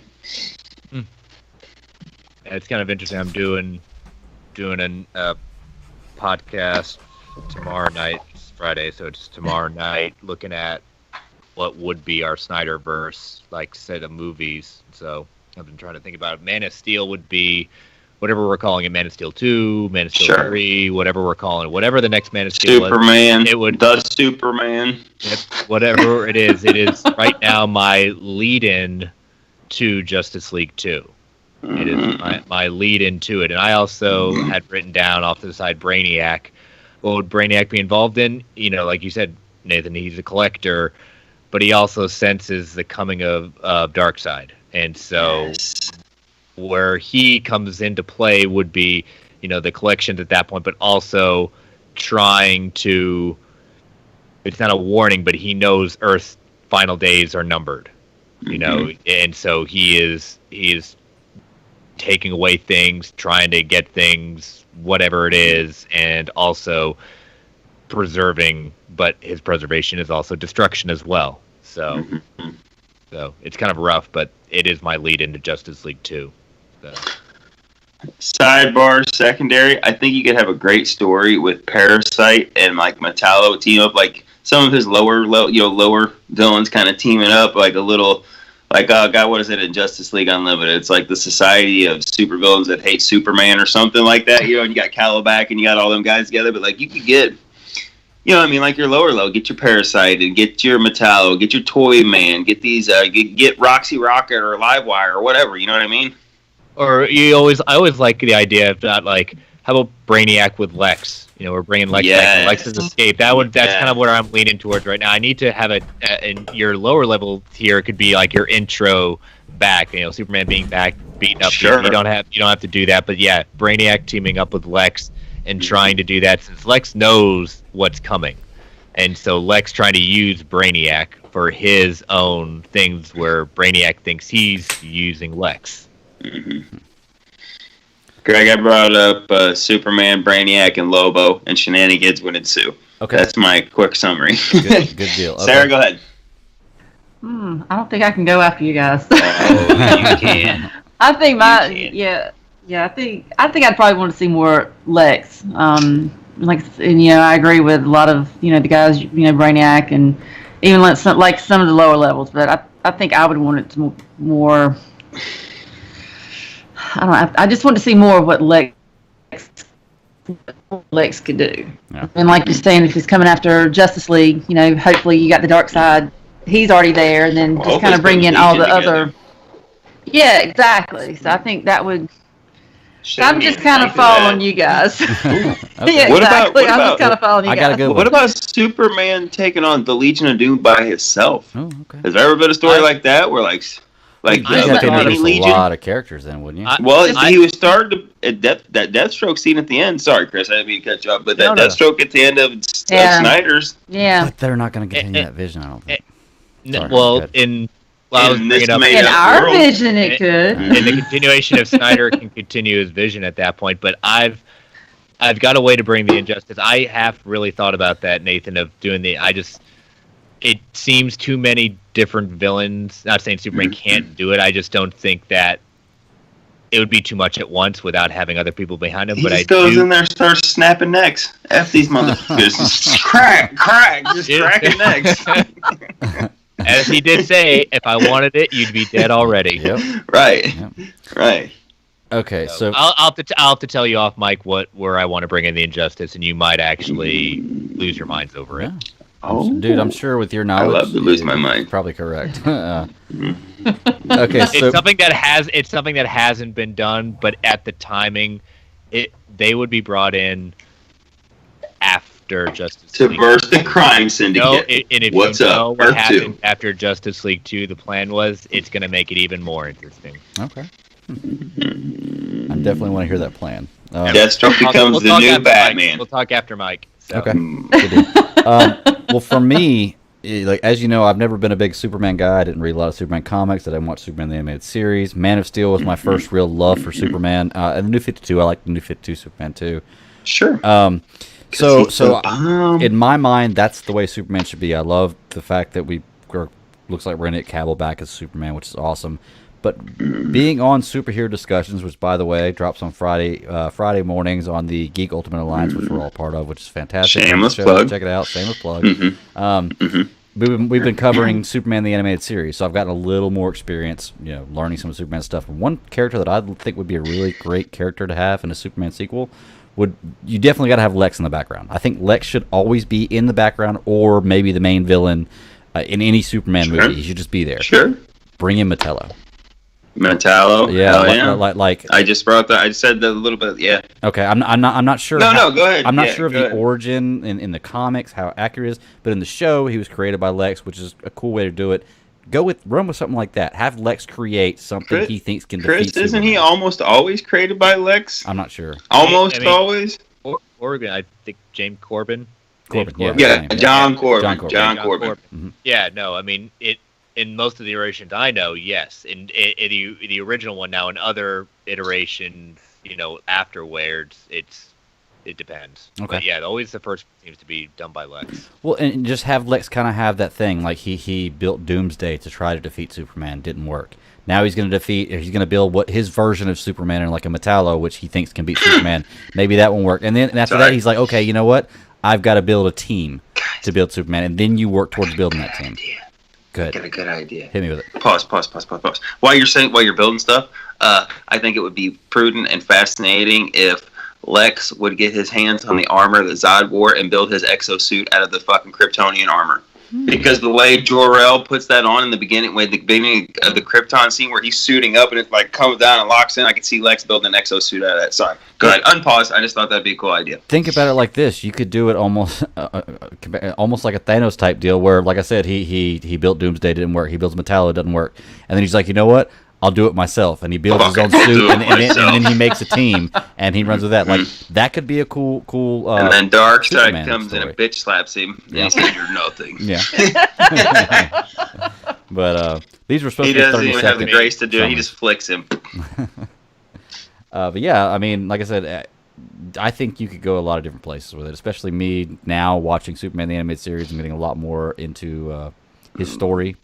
Just wait till you get into that third season. I mean, season 2 is good too. The first season, it's good, but like that third season, really. Okay. That final arc, I'm not gonna say anything, but the final arc to close out is just like, woo! Okay. That is a great ending to that series. Who would have thought you'd care that much about Dan Turpin?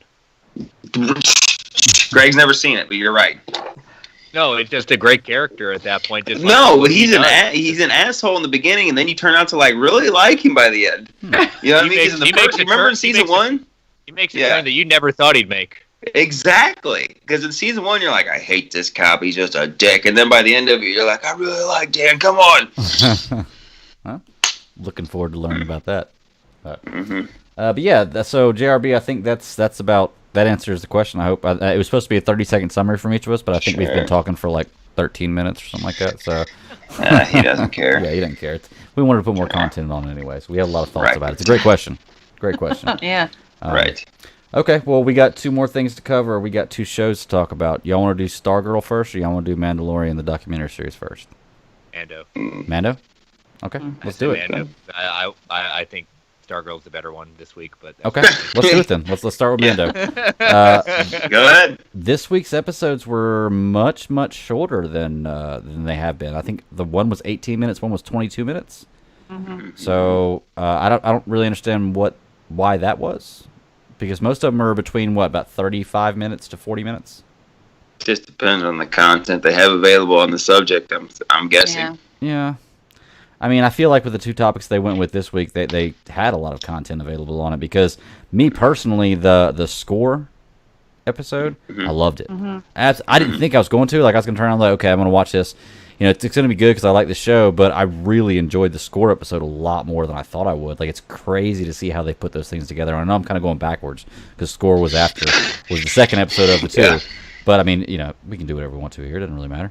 But I loved the score episode. I loved looking at how this stuff was made. I loved that it's basically one guy creating all this. And I know that, there's always a composer, like John Williams was the one guy creating everything. But it's cool to see that happening as it goes. And I like how they wanted to pay an homage to Star Wars, but they didn't want it to be Star Wars. Mhm. Yeah, and they did a great job of that because the music is fantastic. But they want it to be within universe, though. Right. Right. They wanted you to feel like you're in a Star Wars movie, but not in a Star Wars movie, which, if that makes any sense. But it kind of does if you think about it, you know? Sure. Anybody else? I like the idea. Yeah, I really liked it. Made recorders Ludwig. No, go ahead, Chris. Go ahead. awesome. Who made recorders awesome? How that happen? Mhm. Yeah. Yeah, I thought that was kind Well, of crazy just- he's playing a recorder. Yeah, well, just like the way he was inventing and coming up and like the Ludwig Göransson of like the stuff he was kind of his inspirations and like the stuff Favreau was telling him and just kind of like when he would see stuff, like I just, you know what I mean? Like you said, and he made it fit within the Star Wars universe, but he still made it feel like a Western within the Star Wars universe. And then at times, like he would make it feel like the same. Great job, like a really great job. Good ear. Did they say one time in the show what his name was? Ludwig Göransson. Yeah, I mean, Yeah, it was at the very beginning. okay, I found that out, but like I noticed that throughout the show, whenever it'd have like him with somebody else, like a couple of people, he's talking with Filoni, he's talking with Favreau and everything. Like it would go to Favreau and it would show his name and his title underneath it, and then go to Filoni and show his name, and his title underneath it. But then it would go to Ludwig and it wouldn't show anything. And I was like, I had to look it up after the show because I don't remember seeing it, but I guess I just missed it in the beginning. It was at the very beginning, like what, You didn't maybe 10 catch it because seconds. after that they just started putting in parentheses Lud Dog on there, and that you just went with that. okay. It just must have flew under your radar. You know, just Lud Dog coming across there. Gotcha. Yeah, How I definitely did. about Ryan Coogler giving him so much props? You know, he Yeah, said, like, they went to school together. Or, yeah, Mhm. They were Yeah, college they roommates. were like what at USC. that's a pretty awesome roommate. Yeah, that'd be pretty Well, good. he's Yeah. the one that did the Black Panther score, and if you kind of think about listening to Mandalorian and the Black Panthers kind of score together, you can definitely tell the style. Like a lot of that, like kind of do and that, you know, like Mandalorian with the whistle kind of shit. I can hear it, like, and when they're pulling into Wakanda and shit, I can hear a lot of not similarities, but you can tell it's the same style-ish. Yeah. Well, If that makes any sense. it's a lot of great mixture. I mean, he even said whenever he was doing it, like he was trying to mix the old with the new, and he would have what he designed as main sounds to play in the background of an orchestra. And when you put those two together, it's just it sounds awesome. And you know what was cool too is when they were showing the first day one of the orchestra being there, and I guess when the people in the orchestra took the job, they didn't know what they were doing. Because Favreau announced you're going to be part of the first live-action Star Wars series, and you could see the faces and the people that were there. They absolutely loved it. Like, how cool would that be to take a random job where you don't know what you're really going to be doing, and then find out you're making Star Wars, something Star Wars? I'd lose my mind. I'd need to change my pants. Yeah, I would. Lose And my then mind. I'd change stop your pants hysterically again. crying. You Right. I Hysterically just loved crying. how change my organic it pants. was. I just loved how organic it was because he basically said, you know, the sounds I'm making, you have to use instruments. You can't use a computer because it's not going to give you back the feedback that you're looking for. Well, they wanted that human element. They said. Yes, absolutely. This is not the sound you're looking for. No. It was great. I mean, he literally, like, it's just interesting them filming him just creating the different sounds. I mean, that's just, I'm sure that's all composers and do that, but it's just nice. It was just really cool to see, like, how many different ways of sounding that I've never heard that kind of sound before done in that way. Playing on guitar and the recorder and on drums. Yeah. It was so cool Throwing how piano in there too. Yeah, how he replicated that and made it have its own personality. I mean, that's what I mean. He's right. What he said, like, the music tells the story, and and that's why I'm a huge soundtrack lover in that sense. It's because there's so many times, like some of my favorite soundtracks, I can literally dictate the movie is spinning in my head at certain points because they do it so well. Man of Steel and BBS are like two that I can think, like, when I hear the songs, I can picture the scenes instantly. Oh yeah, 100%. Instantly in my head. You know what I mean? Like, I could watch the movie by following the soundtrack in my mind. Yeah. And that's what he did with this too. Was he made it like they said they had a main theme he wanted to go with, but every episode had to be different because you're going to different planets, you're meeting different characters. And when I hear the music he's playing, it's just like what you're saying, Nathan. I can see that scene, like when I hear the dum dum. Me too. You know, Me too. like I think, okay, something big. He even talked about it while he's doing it. He's like, you can, you feel it. Something big's about to happen. Like he did a great job, and I was. And in those quiet moments, it was just kind of like little, like those little, almost like the Western whistles and pings and stuff in the quiet moments. You know what I mean? Yep. Yeah, he did a fantastic job, and I was. Dude, every time you hear the music, you just expect a goddamn tumbleweed to blow by him. You know what I mean? You just expect it just first goes a tumbleweed. Yeah. They didn't have tumbleweeds a long time ago in a galaxy far, far away. Sure maybe they did. You know, maybe they were tumble aliens. You don't know. There you go. Living creatures. But yeah, I love the score episode, and it's one of those things where you saw how devoted he was to it. He said when he got the job that after he initially found out he was going to do it, he went into and locked himself away with no electronics, no computers or anything, no kind of digital sound or synthesizers or anything like that, and just kind of locked himself away with the instruments for a month, he said. And came up with stuff and then brought it to them, and then you get to see the scene where he shows it to them for the first time, and it's amazing, man. He did a great job.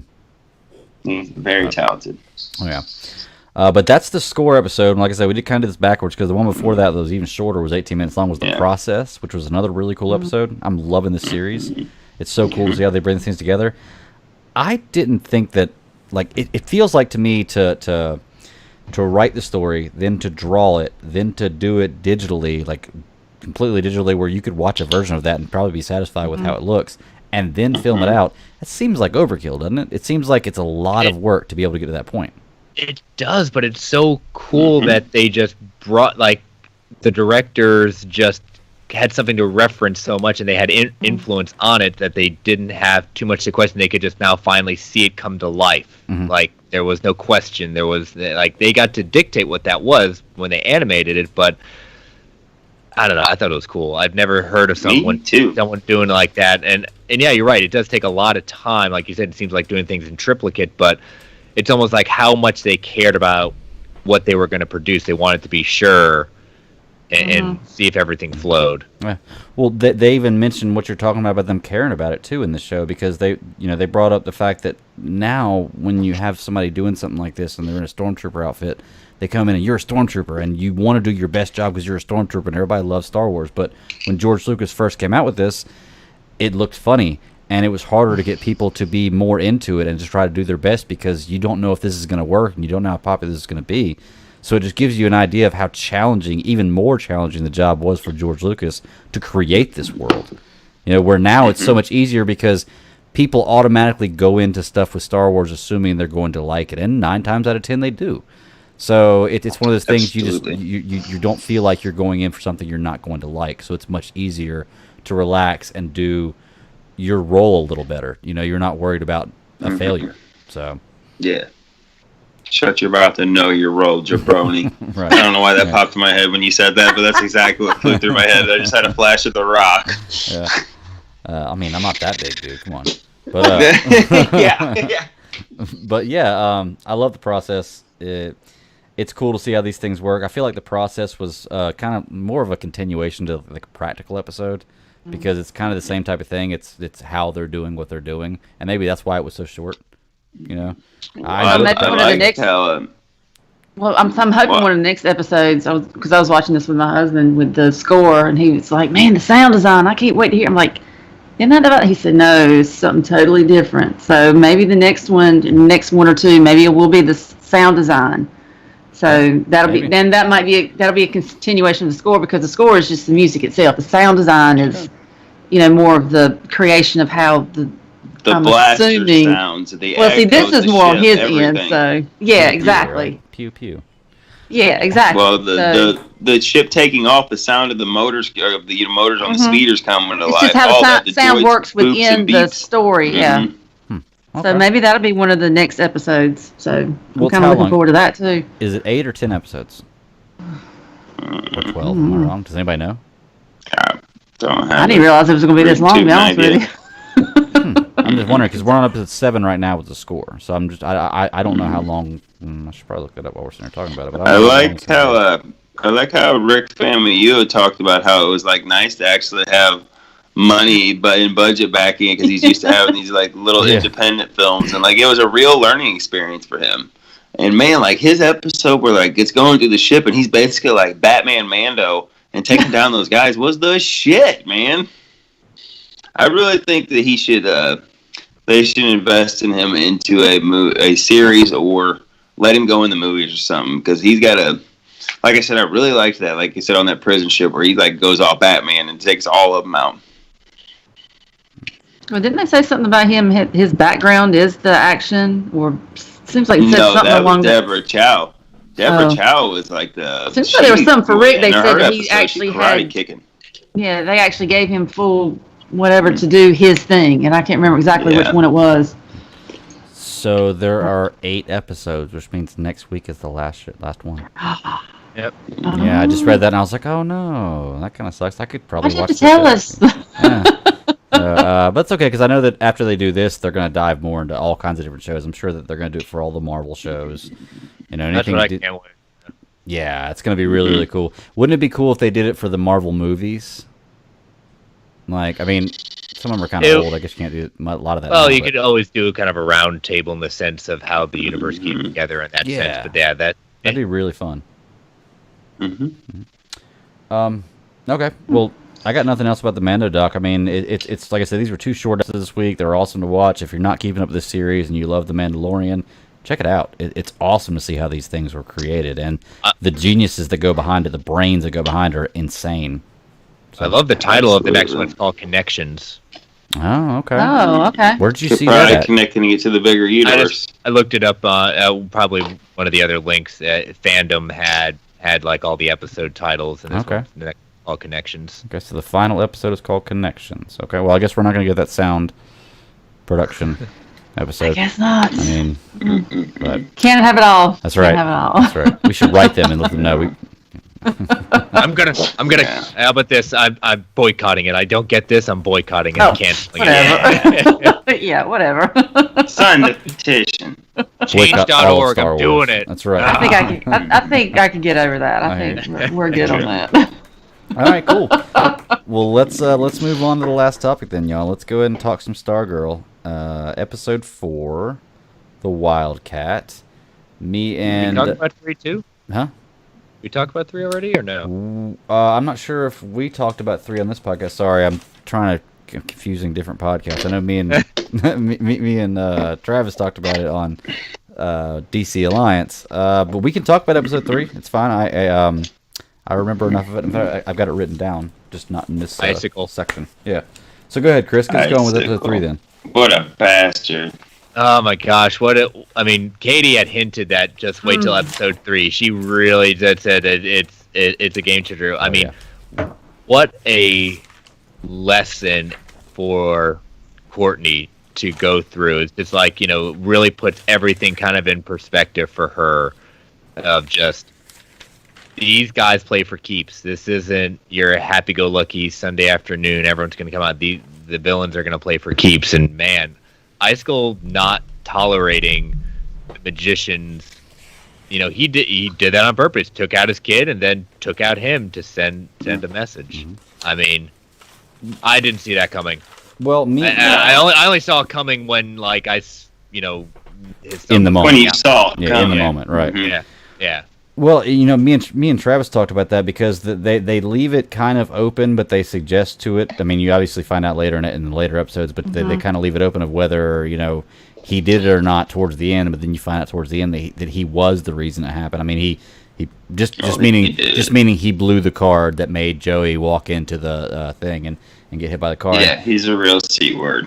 Yeah. Mm-hmm. For them to take that step by their 3rd episode was a big deal because it's you're learning things. They're making her learn that there are repercussions to your actions. The hard way. From the beginning, and it's crazy. I kind of looked at it like because when she comes in, she has this naivety about her. Like the good versus evil. It's black and white. There's no gray. It's we're going to go in here. We're going to do this, and it's kind of like that naive bravado. Mm-hmm. And unfortunately, it takes a moment like that for you to realize, hey, this is real deal stuff we're talking about here. This is not like so-called the movies where, there's going to be always a happy ending. Mhm. So I think that kind of brings her. not going to come out and monologue to you and tell them Yeah. your whole plan and then be like, Exactly. I got away with it. It wasn't for these damn kids. Exactly. And Love unfortunately, that. for Love her that. and her Yeah. and for her superhero journey, because when she finds out, she's like, "Oh, I'm going to be Stargirl. Okay, we're just going to take them all out. We're just going to do that."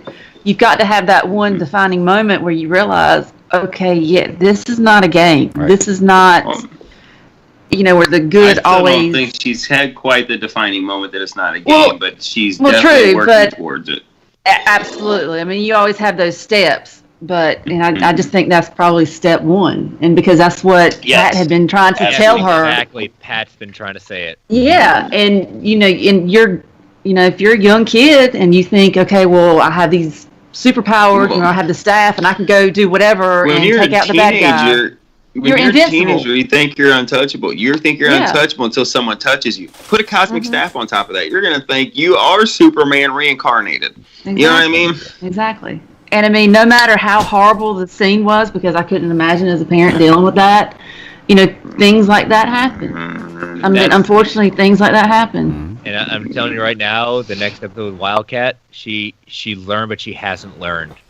Right. She's Yeah. right. They Jumps- need a she's right. She needs a team. Mhm. But- She can't do it by herself. Of There high school are- kids. This isn't that goddamn Power And I'm Rangers. waiting for it because I know one of the other episodes is gonna do it. They need someone to guide them, and I'm sorry, Pat. Pat's trying, but he does not have the authority that they need to say, you all need to stop, and you aren't ready for this, and you need to be trained, because they're going at this half-cocked, and it's already blew up in Wow. her face once. It's gonna blow up in their face again. Just because you're wearing the Eventually- costume doesn't make you the hero. I mean, there's a lot more Eventually, behind it. Alpha 5's going to contact Zordon and set these teenagers straight with their attitudes, okay? But Maybe. until He then, knows how to do it. Well, Yeah. yeah. yeah, exactly. The thing about the Exactly. Joey thing is, I think where it affects her the most on this is because the whole tone of her in the first 3 episodes, or whole theme of her in the first 3 episodes, is that she's at the school and she can't find any friends, she can't get along with anybody. And this is actually the first person that she not only has, even if it was for a brief moment, had a second to get along with, but she defended and stood up for, because he didn't do that. He didn't do that trick right. It didn't work. But in order to save him, But she knew he would have got ridiculed. exactly. Yeah. In order to save him, she lied about it, which, okay, she told a fib to Because make him feel. kids can be see you next Tuesdays. That's exactly right. Yeah. But that's what makes that put it death together so yourself. right. But that's what makes that death so much more hurtful for her, because it's somebody that the only person she's tried to save as Courtney, and she couldn't she had save a him. connection Couldn't with. save him as Right. Stargirl. Mhm. So True that. it's been a great show, man. Really good episode. Mhm. Trying to think what. Oh yeah, how about trying to think of her name? What was the Wanda. Huh? Yo, No, that's the next episode. I'm trying to think of Oh. the wife's name for the wizard. Brenda, was that her name? No, Denise. Denise was her name. How do you feel for Denise losing your son and and your husband in the same day? And what happened to her? I don't ever I- want to imagine losing my wife and child in the same day. Ever, At never. I all, would but in the never same think day. of that. Oh my gosh, how crazy Yes. would it be? Mm-mm. Let's not be Robot Man. Yeah. Oh, yeah. We'll let There it you know. go. That's not what happened to him. There you go. Yeah. No, I'm telling you, I would never recover from that. I would I don't think I would drink either. or something myself to death. I'd never recover. Yeah. But it was interesting how she kept, giving clues to Pat, like Small it- pieces of it's information, crazy. yeah. It's- Don't Yeah, and trust he's- the town and yeah. hey, I love that what we're talking about Courtney real quick. I love that she made a great point when Pat's like, "Let me do this. I gotta track him down." And she's like, "What are you gonna do?" He's like, "Turn him into law enforcement." She goes, "What if they are law enforcement?" Right. He's like, Mhm. damn it, Exactly. she's got me. You know." Who watches the Watchmen type deal, right? Mm-hmm. And I know you'd asked Mhm. the question on DC Alliance, Greg, from in the sense of is what this New America plan, is this comic related? From my knowledge, I don't believe it's not their trope per se, but I've seen this trope before by reshaping society to what they want to be. It's almost like an Sure. invasion of the body snatchers in the Okay. sense of Sure. they don't know they're the villains. but they're basically getting their own private country to do what they want by making people think, oh, you want this. Right. We do this in the guise of this. We satisfy Power you. We influence. can do everything behind the scenes that we really Hey. want. Who's the weird snake mask guy? What the hell was that? Oh, hold on. Oh. Before you explain that, I want to bring up one more point about episode 3 before we go to 4. Oh. The very end, she gets introduced to the Hall of Justice from the JSA. She gets the lantern. She gets the pin. She gets the Wildcat suit. She gets all that stuff. She gets to finally see all that stuff. Well, actually, she doesn't get it then because Pat takes her there to kind of try to make her realize that I've lost friends too, to feel that way. And then she sneaks back there and gets back there and takes all that stuff. So that's the way episode 3 ended, which is a great way to do it because then you know, well, I mean, you probably knew what was coming in the future anyway, but that sets up what's coming up in the future. So now go. Dr. Ido was his name? Yes, Dr. Ida. Dr. Ido, yeah. Chris, you know way more about this than me. He's definitely one of the big Stargirl villains. Mm-hmm. Definitely has a lot in there. I don't want to reveal too much because I don't know what they're going to take, so I'll just leave it at that. He's big time with Stargirl. Well, but in this version, in episode 4, he's Dr. Ido and another character. He's The Dragon. the Dragon, I think. which in the comics Yeah. is 2 different characters, correct? It's been a while, but I can't. Well, say I'm for- pretty Fucking clue. if I trust T-Bone, that's what he said on DC Alliance, was that in the comics they were 2 different characters that they've merged together as one for this show, which is pretty interesting. which works. So yeah, I mean, because it's not a character that's super well known anyway, so I don't think anybody's really gonna raise a lot of hell about that. But he looked awesome. I love the eyes. I love the effects of it. It looked really really cool. He seemed Definitely more, got a nice. Huh? He's definitely more reptilian. You look very closely under those eyes. Yeah. Yes, it's like it's- Well, he seemed Yeah. more intimidating than Icicle, and Icicle seemed to be intimidated by him. That's what I was going to say. He seemed like he was like a little punked out by him. Mm-hmm.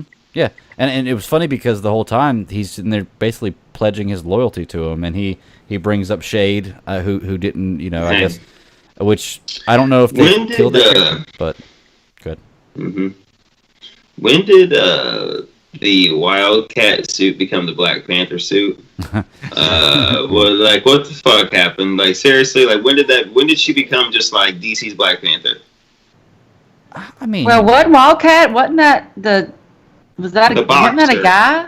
Yeah, Ted Grant. Yeah. But it was a Yeah, guy. the So, boxer. but how about when she put it on? She's like, "Oh, this is too big. Oh, I can tailor it for Yeah, you." and then it Black Panther, and now she's got Okay. crazy claws, and she can do giganto flips and stuff, all because of the suit. Like, what is happening? yeah.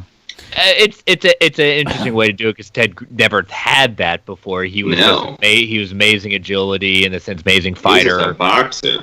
Yeah, but Beat the brakes off you. it's a new way to look at. He was taking his skills and capitalizing what he couldn't do without it at that point. But he still wasn't a world class fighter.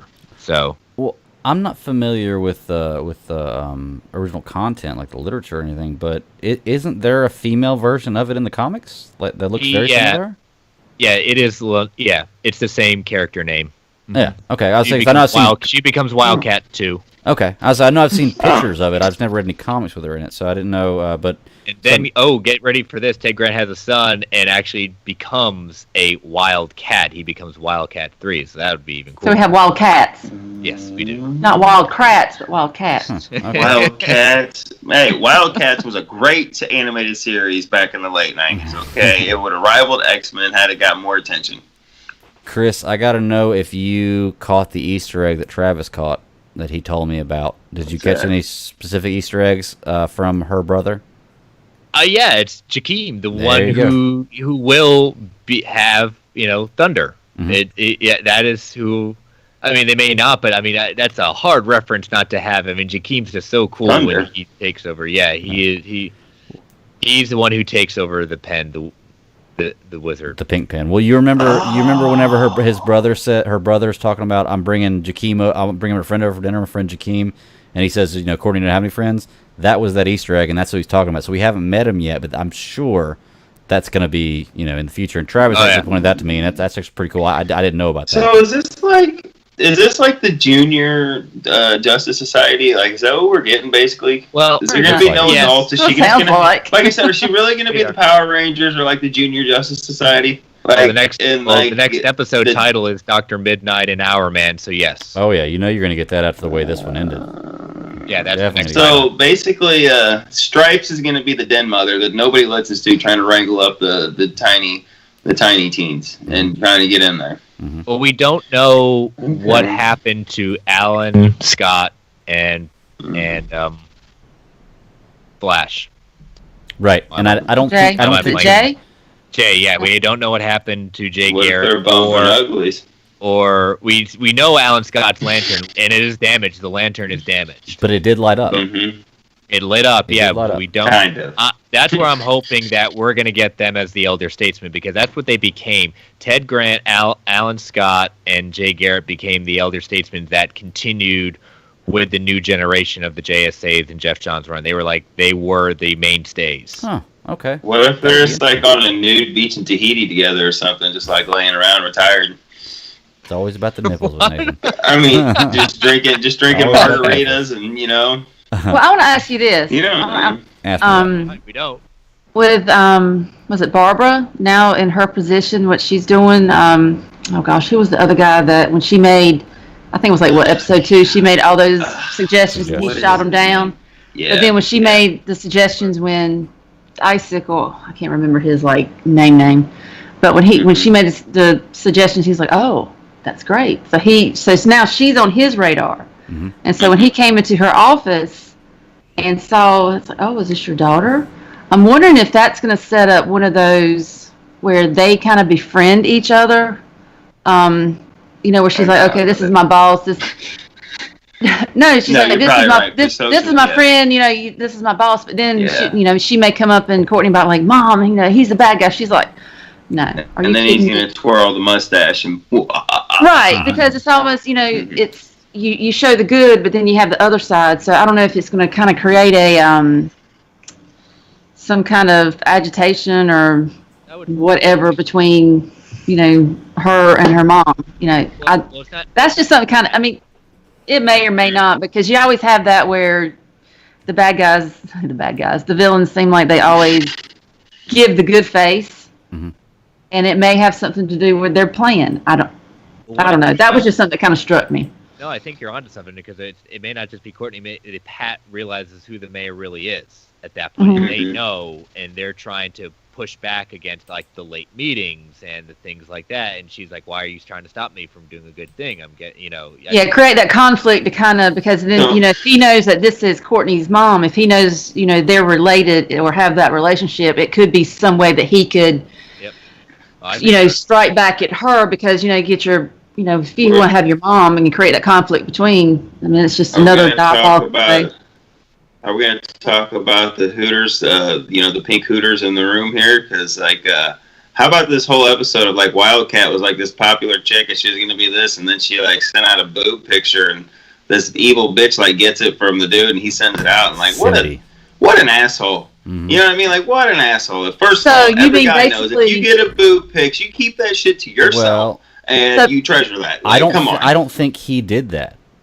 How did she get it though? There was, I asked Travis this earlier, and he said there is that 1 second where he's, I guess, showing his friends' pictures on his phone or whatever. I guess you don't know what it is, or something. Yeah, you don't know what it is, but she snatches his phone, and he snatches it away. She may have switched the phone out. She may have that Batman phone cloning technology from BVS. I don't know. But then again, Greg, I don't think he had, because you can tell he's hurt. He's upset about him doing that. He did Oh yeah, definitely. But she doesn't want to hear about it. Morgan Freeman standing in a room watching a bunch of computer screens, going on too. What are we doing here? We're getting all this shit where they're tapping into stuff, or what? Wrong Batman. I know this. We're wrapping all the technology together. I hear you. We don't. But Greg, it was funny. You and Travis talked about this on DC Alliance too. So basically, the girls that are dressed provocatively are going to shame the one girl that basically is the wholesome girl, but she does one thing, but yet, you're the what, son? They slut shame her. Sorry. No, you're fine. What, son? No, but that was a great pause. That was. I'm like, my kids right here, so I'm like, oops. Can't say that. Yeah, I'm sorry, I didn't mean to. Yeah. He can't hear you guys, so Okay, it's good. fine. Earmuffs. You can say whatever you want. Just earmuffs. Right. But I thought that was pretty interesting. But then again, I'm like, what kind of high school they got going around here? Because you're the one that you're dressed provocatively, but yet you're going to sit here and shame. You're going to slut shame when you're a slut, bitch. Absolutely. You know what I mean? Absolutely. Yes. They look like little props. It's one of those things you can't call somebody slut unless you are a slut type deal. You know, maybe one of those type things. But I don't know. Takes one to know one. That's right. Yeah. No, definitely. I'm rubber, you're glue. Like, no. Let's talk about real before we get into Yolanda and Courtney's relationship. Let's talk about the whole Denise thing, because I know there's basically 3 scenes with her. There's the first scene where she comes up to Pat because something's wrong with her car, and you can tell she is just torn up. She's distraught. She's got to go for a walk. Then there's a second scene where you see her and she has all the stuff in the car. She has her son's magician stuff. She has the cat, and then you notice the car, and they make a point to show that old Wagoneer. I know when they pointed that out, I was like, okay, I'm going to pay attention to that. I'm going to see it later. But it's crazy because in that scene where she's you can tell she's leaving town, and that's when she starts to reveal to Pat that this is not what it seems. You know, there's stuff afoot. There's stuff going on. You need to watch out. And it makes me wonder how much she really knew. Like, obviously, she knew that her husband was the wizard. Maybe she didn't know the full extent of everything about it. It makes me wonder if she knew about Project New America. But I'm not sure. But she was definitely scared for her life, and she was definitely ready to go. You know, and knowing all that stuff that you saw there in the scene with her, with the cat and the magician, which, by the way, before I go into this part, the magician part was pretty cool because she was talking about her son. She was like, he wants to be just like his father. He wanted to be just like his father, talking about the magician stuff. And Pat was like, but his father was a politician. So that's that kind of inside knowledge that we have, knowing that he's the wizard. Like, oh, okay, I see that point now. So obviously his son knew that he was the wizard too, or at least good at magic.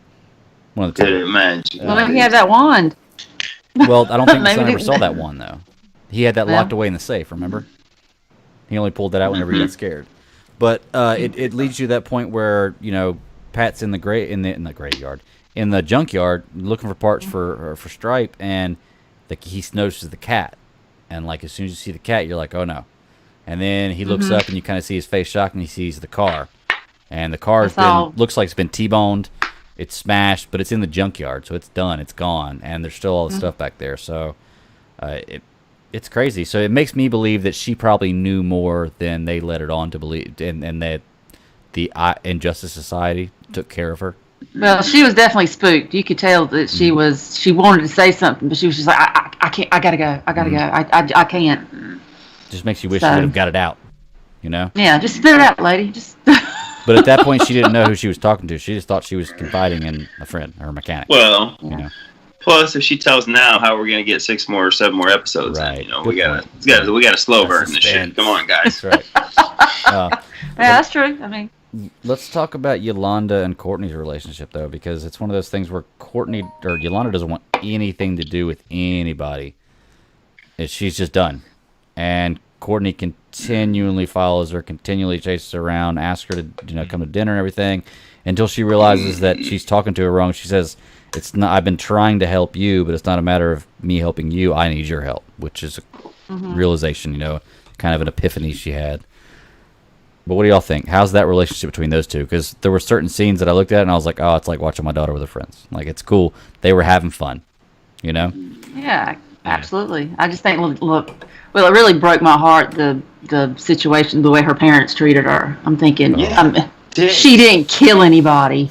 Yeah. I mean, right. you think... Like, get over Well, it's really, and not knowing the cultural background, that is a very big cultural thing. It's not as easy as that is. When we are not part of that culture at that point, that is very much a reputation that is very, very hard to get back, and that I think they portray that very well. It's heart-wrenching because, again, we're not from that. We would be different, but that is somewhat very true. But I feel like that grandmother there was something on her face. I might be reading into it or whatnot. I think it was a mole. I'm pretty sure that was a mole. No. I think she wanted to defend Courtney, is what it was. Her and her brother won. But here's the thing, Chris, and what you're saying is a good point, is that, it looks like our video stream stopped. Can't see video anymore, but, well. It looks like the point is, you're right. That is a cultural thing where it's hard to earn that back. They take a big deal in family shame. And me and Travis talked about this too, because I felt bad about feeling differently, like, oh, I don't agree with that. But I don't have to agree with that. It's not my culture. I don't have to agree with treating your child that way. There's a difference between a difficult time of your child earning that trust back, and what they flat out said in this show is, you will never be that Courtney again. Yeah. And she gave a heartfelt apology. She spoke like an adult. Which, Yes. by the way, do y'all know that actor is 27 years old, playing a 16-year-old kid? Oh, she's aging very well. She's 27 years old. Yeah. So Holy cow. So we're doing the Smallville casting at that point. right. Well, she looked the part great. I would have never guessed that. Oh yeah, no, it's perfect. Yeah.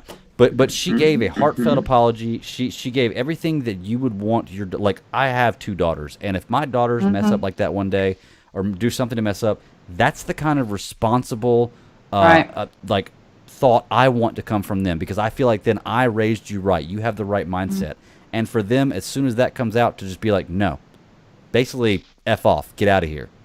Screw those parents. I'm sorry. It may be a cultural thing, but I just don't agree with that. I don't agree with that. I can't either. You know? I mean, there's. I would mean, that's never true. be able to do that to my son. No. Even if he's, I mean, you know what I mean? Like, he's going to mess up. I know he's going to mess up. And there's going to be sometimes, they're going to be big mess ups. I'm going to be furious. I'm probably going to want to punch him right in the face, but I'll never treat him like that. You know what I mean? I'll never ignore him and emotionally wreck him. Like, I'll still love him. And just because I want to punch you doesn't mean I don't love you and we're not going to talk and stuff. I just, just keep at least a foot away from me in case I lose my anger. I might choke you. Homer and Bart. We'll be Homer and Bart. Okay, I'll choke you a little bit. We'll get over it. A little big family hug. There you go.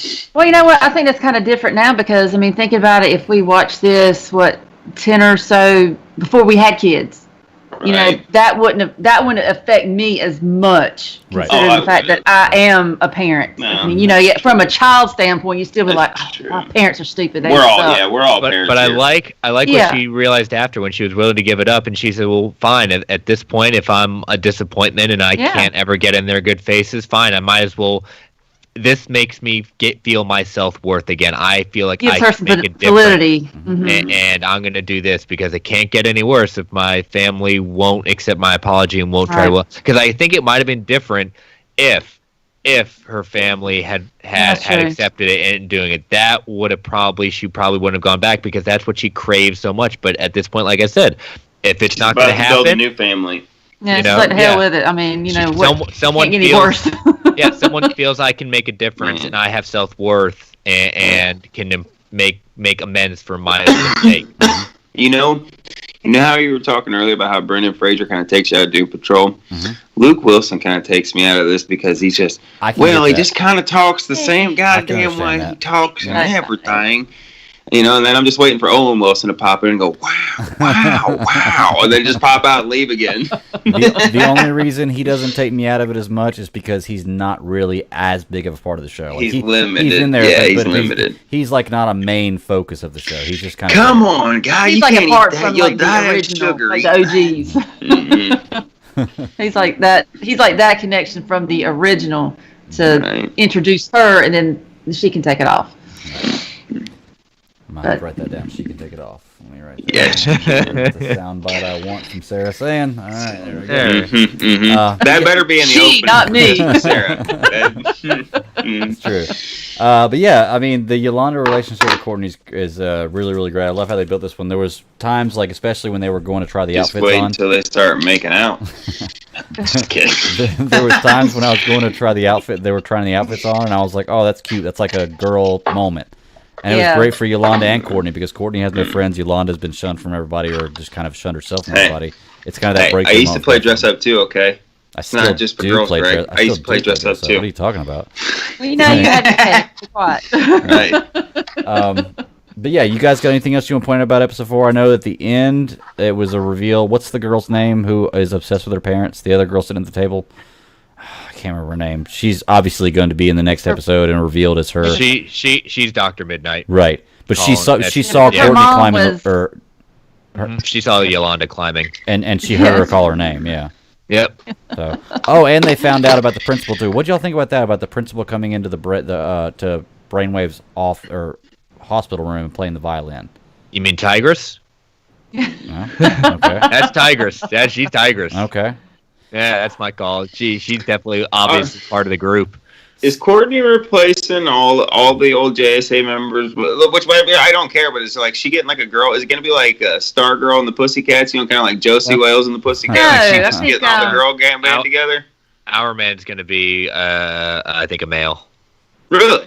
Okay, Yeah. because I don't remember like any trailers or anything. But so like, I really every episode I come in like fresh, where I'm like, well, okay, I don't really know, except for you saw the thumbnail on this one where you knew that she was, Yolanda was going to be Wildcat. Right. Well, it's interesting with Dr. Midnight because she has glasses, but Dr. Midnight couldn't, there was a accident where he, it hurt his eyes, but gave him different kind of powers, a la Daredevil in a different way. But it's going to be interesting to see whatever, since the suit seems to be given some powers, what this does. The goggles. So okay. Well, like I said, I just don't like it. I don't remember trailers or anything. This is, like I said, it's all fresh, man. I just don't know. It's just kind of, which would make sense. I mean, she's a girl. She's going to be naturally attracted to other girlfriends and be more. You know what I mean? I honestly didn't know. And like, I don't know. Like you said, legacy casting, or if there's going to be other. I don't. That'd be great, but I just don't know. Like you said, boy, wouldn't it be the shit if we got a Flash and a Green Lantern to like come in and be their leads? But don't you think that would kind of overshadow her?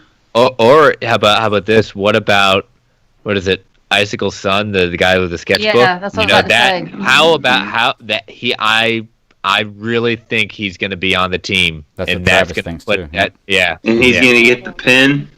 I don't know. That's what Travis said. I think Jakeem's getting the pin, right? I Or think. Jakeem. Oh, okay. Too bad of a hint, yeah, but he could be our man, or he could be something else. But I really think that that's going to be a huge point of contention. That would be I mean, it would be kind of see it coming, but I would like to see what that would be like, because I don't think that. So who do you think he would be? I don't know if he's our man. He's something else. I got to look back up and see what's still out What there. about Dr. Fate? If we see a Dr. Fate, I'm gonna shit. Kid Dr. Like, if Fate, that would we see be a real Lord of Order. I was going to Like, man, I tell you, will shit. the episode 3, my son watched it with me, so when he saw everybody in there, he automatically picked out Flash and Dr. Fate. Nice. I Smart boy. said, Helmet in the boot. boy. Okay. Well, look, That's why I was just asking him. there's only one thing on this show that's disappointed me so far, and it's not even really a big deal. It's kind of being nitpicky. It's the fact that if Green Lantern had either been killed, or either A been killed or B is in hiding, there's no way that Lantern is left in the hall. John Diggle. Period. It's not happening. There's no way that if he's dead, John that Lantern's Diggle. off this earth. If he's hiding, that Lantern's not there. Diggle didn't have the Lantern though. You just saw him get the ring. Well, Alan Scott is not your typical Green Lantern, though. True. He is not your part of the core. This was a magical lantern. Yeah. And his weakness is wood at that point. So he's very different. Okay. He's very, very different. I did bring up That's what she said. I did bring up to Travis when we were talking about it how that would like just kind of tease them. They could use There's a Diggle to lot of segue. women out there that's weakness is wood. They could use Come Diggle on, as set him up, Lantern I'm knocking him down. to connect Earth 2 and Earth 1 in the DCCW one day. They're not connecting. No, I it's think not they happening. Well, wait, they are going to connect. Well, no, didn't they say that? They're not connecting Green Lantern Wasn't to the it. They're going plan- to connect the universes, but they're not connecting Green Lantern. Okay, My but season now 2 with the of green, Stargirl will yeah. still be on Earth 1, I believe. Or she'll be connected to Do Earth you 1. think so? Well- You think they're going to smash her universe in? Well, Travis thinks so, and he's way more smarter about DCCW. But than I this do, is so true. I believe True. him. Well, at some point, it's got to cross. I mean, Well, no, they said it was going to cross, but I mean, he thinks they're going to fold the universe in, then kind of like they did with the Crisis event. I don't think necessarily fold the universe in. I don't want to speak for him, but I think he thinks it'll be connected, or at least where there'll be some kind of way where they'll be able there's to, gonna be something, to not necessarily a associate. crisis. Cisco uses portal Maybe, hands something like like he that, was yeah. doing, or what? Okay. Again, you'll be able remember, to they associate think- easily. Sorry. Remember, they think that the universes are no more. There's no more multiverse. That's right. They all think That's it's true. none of them know what it's still out there. So yeah, that's a good point. Yeah, surprise! There's a whole other universe. Like we're knocking on the universe next door to borrow a cup of sugar. You know. Is there anything else you want to point out about this one? I mean, there's certain little scenes here and there, but I've talked about this a whole lot. I am liking it, man. Yeah. I really am liking the series. Like, a lot more. Now, maybe it's because I didn't have any expectations or whatever, but it's just like, it's I don't know, it's like quaint or endearing or like what, but it's keeping my attention. I'm liking it. I'm actually shocked at how much I'm liking it, really. It's almost taken some of the best parts of the Arrowverse that we've seen and just kind of not like improving, and just little things that we really enjoy about almost all these different shows. And that point, family is such a huge part of Black Nightling, and this really takes family in so many different directions at that point. The teams, how important with Flash, Legends. The girl Arrow. that plays Courtney is really likable. Like, you know what I mean? Like, she's a really likable you know what I mean? Like, I like the character of Courtney. Like, I like seeing her smile when she's on the screen, and like, you know what I mean? Like, she's enjoyable. Yeah, she's kind of like, but she's enjoyable to follow. You know what I mean? As the lead. Well, and as much as I love Arrow had a lot of dark moments. This one, to me, it has shadows. It doesn't have like the true dark moments. A little more lighthearted. I got a feeling it's gonna. I think it'll take that. And it may take a turn. It'll take that shot. Not like, I think they'll use it strategically. That when they do go, like, people are like, oh shit. Well, like, that kid killing the kid and the dad, like, that was pretty dark. Well, I think that the thing they take from Arrow is the idea of responsibility in the sense of Oliver had started with a list and saying Courtney feels real responsibility to avenge who she believes who her father is and the JSA, and to take and she's really big on taking responsibility. Well, is it Mike? She's more like she wants to avenge, whereas Oliver wanted revenge. True. Yeah. And I think the other part they take from the Arrowverse here that really puts it together, kind of ties it all together, is a little bit what Sarah was saying, and from the Arrowverse, is that it's got to be lighthearted enough where you can enjoy it, kids can enjoy it, but it's also got to have consequences. You've got to feel the consequences of what happens, which is what made Arrow such a different show, because you felt the consequences of what he did. If you killed this person, you felt what was going to happen. If you didn't kill this person, you felt what was going to happen. Every decision you made affected what was going on in the future. It wasn't a Saturday morning serial show where it's a Except for season 4 when you got the Damien Dark and they didn't know what the hell was going on. It started to get a little off the rails season 4 and 5. I'll give you that. But that's kind of what they brought from the Arrowverse, I think, is that consequence. Are we all in agreement that like the penultimate episode or the season finale, we're definitely going to see Grundy versus Stripe? Like, they're saving that CGI fight for, like, he was growling in that cell. We saw him. He's ready to go. Like, he keeps improving the Stripe suit. Like, I got a feeling we're going to straight up see, like, kaiju versus mech. You know what I mean? It's just going to be on a smaller scale. I want to hear Grundy say the poem. He's got to say it. Me too. He's got to start saying it. Well, I want to ask you guys, do you think it was Grundy that ran into Denise's car? Travis had that theory because there were twigs and some dirt and all kinds of stuff around the tip. Well, it looked like it just something just like it wasn't like a straight. It looks like there was a curve there. So like, do you think it was him that hit that ran into the car? Because you've seen. I would have thought that would have caused more damage than that, but yeah, it's plausible. Okay. Interesting. Well, I'm sure we're gonna find out.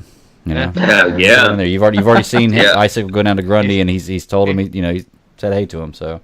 Hey, she knows a little. She knows stuff, so they kind of. I didn't see a body, so she may not be taken totally off the board. That's true. But she's off the board right now. That's true. You didn't see a body. That's a good point. At least the cat got away.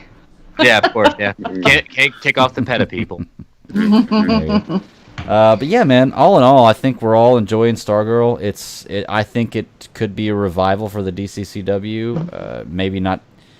I don't know where they're going. Sure as hell know Batwoman's not going to be. Yeah, we definitely know Batwoman's not going to be. Well, you never know. You may love Jane Wilder. You never know. Is it Jan Wilder? Is it Jan Wilder? Ryan Wilder. See, I can't get that. I You may will love agree. Ryan Wilder. Yeah.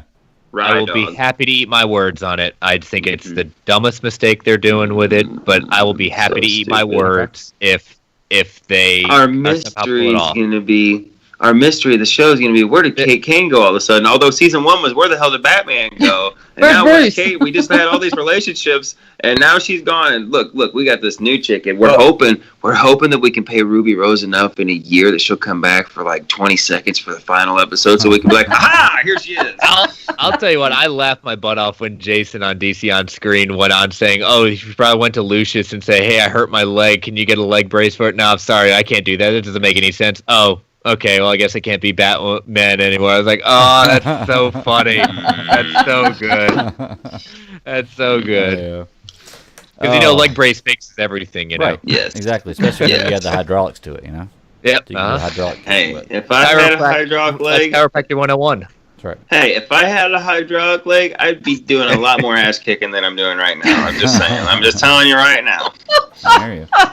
So from what I hear, you're doing quite a bit of ass kicking. So I don't, I think Just your a lot of ass your line's kicking. pretty good. A So. lot of ass kicking. If I didn't have to put the physical energy into it, so much more ass would be kicked. I hear you. I hear you. Yeah, that would make it a whole lot easier to fight if you didn't have to actually physically fight. It'd be great. Was it today or yesterday the anniversary of Jurassic Park, and we need to pay a little homage to that because that's one of the greatest films ever to come out. Agreed.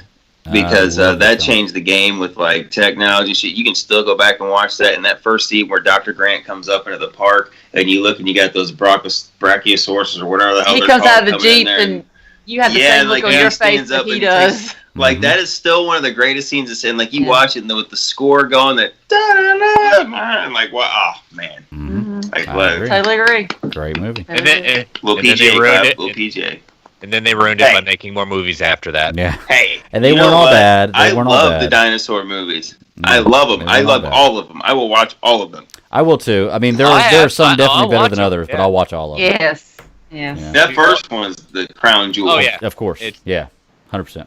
100%. I mean, And you know when what? you got a scummy lawyer getting eat off a toilet, like, come on, you can't beat that. When you got Just- Jeff Jeff Goldblum Goldblum. with the shirt open like a sex symbol, get Jeff Goldblum as the sex symbol. Like, come on, how do you pass that up with all that taco meat hanging out there? Yeah. Well, Him hitting on Laura Dern. Oh yes, absolutely. Mm-hmm. Laura Dern digging through Triceratops shit. Oh, was she like what went up to that Triceratops? Even though she was going through poop, you're like, oh, That animatronic was so cool. rumor is Sam Neill's going to be in the next one. Oh, no. I know. That'd be cool. I know. Bring That'd be back Dr. Grant. Come on. I want to know what happened to the kids. I want the kids to come back, like for real, And I want. Remember Ian Malcolm's daughter in the second one, or his stepdaughter, or whatever she was. Let's bring her. Like, come on, let's bring them back around, guys. Let's go. Let's do a full Hey, you house know what? reunion. We'll Bring everybody back. We'll take a page out of Star Wars. Everyone's going to get a moment.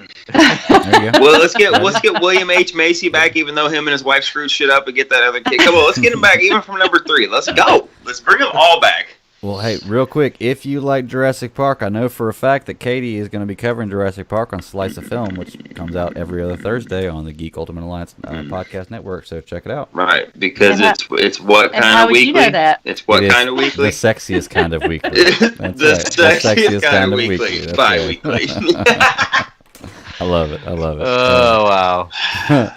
Well, y'all, we're about 2 hours and 10 minutes into this, maybe a little longer. I'm not sure. Can't reach. We're done talking dinosaurs? Fine. Oh, dude, Whatever. I want to talk dinosaurs. Taking my this one day for dinosaur and sure. going home. We're actually going to be talking dinosaurs real soon because after we just finished up our Lord of the Rings movie series, and we're going to start talking Indiana Jones. Let's get soon. So it's gonna Dr. be Jones in there. dinosaurs. Yeah, let's get Dr. Jones He's in about there a dinosaur first. nowadays. So, but no, yeah. I mean, that's what I got for the show. Y'all want to do some plugs and get out of here?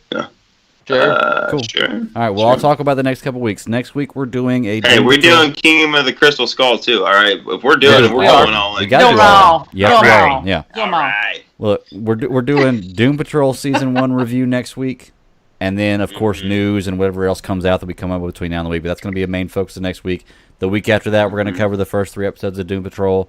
And then, obviously, all the squirrels we chase and the news after that. And then, first week of July, we're doing our first Indiana Jones. I don't know if we're going to do a commentary or a review. We'll probably end up doing a review, but we haven't talked about it yet. But anyway, it's going to be Indiana Jones. And that's a 3-week snapshot of what's going on. Mm-hmm. I'm talking all over the place. So, Sarah, where can they find you at? You can find me on Twitter at MyLadyKitten. That's pretty much my only plug right now. So, And here, It's okay.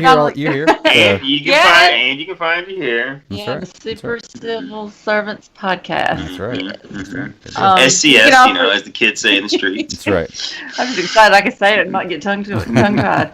But you can also find me on Instagram as well. So, but I kind of like lurk on Twitter. I don't really have too big of a You presence lurk yet. on Twitter. That's a statement. Yes. That's my favorite. That's my favorite thing to do. Is I'm just the one lurk. where it's like, okay, I'm gonna tweet.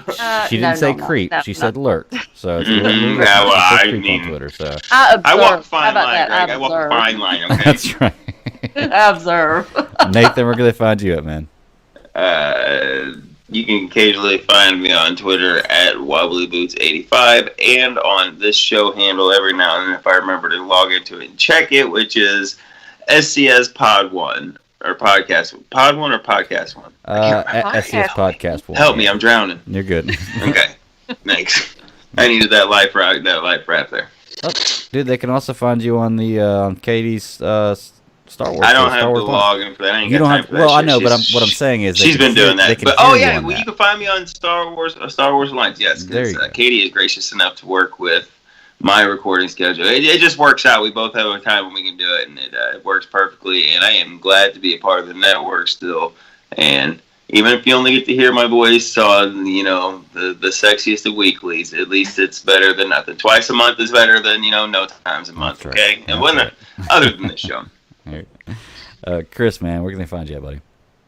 You can find me on Twitter at Chris Balga. We got 2 shows. I got World's Finest True Believers. You can follow that at Finest Believers. And this technically when this drops last week, we went way back. We dropped the first retro episode going back to when I was so young as a podcaster a year ago with Quarter Liz, Jordan Funk. This coming week, when this drops on Wednesday, we will drop a new episode looking at Countdown to Infinite Crisis and the OMAC Project with the one and the only Tim from DC Films. And Good deal. we got Marvel Alliance with myself, Mr. Travis Snell. Looking at a lot of news. Travis B. Snail, like Travis B. Crumb. Come on, Travis let's B. hear it. Travis B. Snail. And you can follow that at Marvel A Podcast. And we got a lot of news to discuss. We start our comic book club with Civil War issue 1 on the show this week. So Good deal. Awesome show, y'all. Check it out. And all those are awesome shows. Check them out. Let's Just subscribe to the Geek Ultimate Alliance feed, and there'll be something there every day of the week for you. every day of the week. As simple as that. Exactly. All right. Well, you can find me at the BatDaddy52 on Twitter. That's my personal handle, and then you can also check me out at Super Civil Servants Podcast. The handle that's at SCS Podcast 1. I check that periodically throughout the day to check that out. I am part of the DC Ultimate Alliance podcast, where it is DC Alliance Pod C1 on Twitter, where we do basically what we do here, but just talk DC, so we kind of hone it down a little bit. And then me and Travis also do superhero discussions, which we're covering Superman the Animated Series right now. That's at Superhero DISCU1 on Twitter, so kind of half a discuss you one on Twitter. Well, because he only wants to hear one side of the discussion. We know how the Maple Leaf militia is up there. You know what I mean? Hey, but it's a super fun time, man. We're doing Superman the Animated Series right now. After that, I'm not sure what we're going to cover. We're going to leave it to a fan vote for that. But check us out on the Geek Ultimate. Oh, don't worry. I'll direct you guys what to cover. There you go. If you need help, I'll spin you. There's a lot of good stuff still coming. There's a ton of good stuff. Nathan out there. carry You're right. You're right. But check us out on the Geek Ultimate Alliance Podcast Network. You can subscribe to that feed and get all of these shows Monday through Friday. Star Wars, Marvel, comic books, animated, DC, everything you want's on there. There's going to be more to come in the future. We're just going to The start around greatest week 3. gaggle of voices and collective minds that you'll hear. I mean, 100% agree. If you put all of us together, we are just the picture of beauty, and we are just this is where you need to be. Okay, you got to hear this brilliant insight from all these beautiful minds here, guys. 100% agree. Okay, now that I've grossed everybody out with that, now you guys check it out. We have a good time on there. Oh yeah. Well, last plug for that podcast or that network is we do have a Patreon for that network. Check us out. You can there's 2 tiers. There's a $1 tier and a $5 tier. The $1 tier is just because you love us. We appreciate it. Thank you very much. And to all our patrons so far. Oh. No, I'm just kidding. To all our patrons so far and fans out there, I really appreciate it. It's been a great first 2 weeks. We're going into week 3. There's also a $5 tier where you can get all of the episodes early and ad-free, and that is totally worth it. Check us out. But you know Throw what? $6 just for the hell of it. No, I'm just Even if you I'm can't just be trying a to just throw patron, Greg though, right off the rails. you are. I said you're doing a good job. Even if you can't be a patron, though, check us out. Give us a like, give us a rate, give us a review, share with your friends. Put it out there. We're going to be here for a while. We're not going anywhere. Rate, review all the network shows. Rate and review this show. If you remotely like what you hear, tell a friend about it. See if we can piss them off, or maybe they'll like us, or whatever. We can do that. And then just unpack your love for our voices, all right? So just unpack your love. Fanboy Garage is going to sue us. Stop it. They're going to sue us. With their copyrights infringement, right. They're coming for us. They made shirts for Unpack Your Love. We cannot say Unpack Your Love. They're going to sue us. No, I'm just kidding. They're great guys. Yeah. But all right, cool. Well, y'all, I'm done. I got nothing else. We're done. I'm out of here. Y'all good to go? Chris, yep. Sarah, anything else? Peace. All right, cool. Without anything else, then y'all have a great evening. We'll see you next week. And like I always say at the end of a non-Panthers podcast, keep pounding. Keep pounding. Deal. And let's end the stream. All right, good deal, y'all. We had a 2 hour and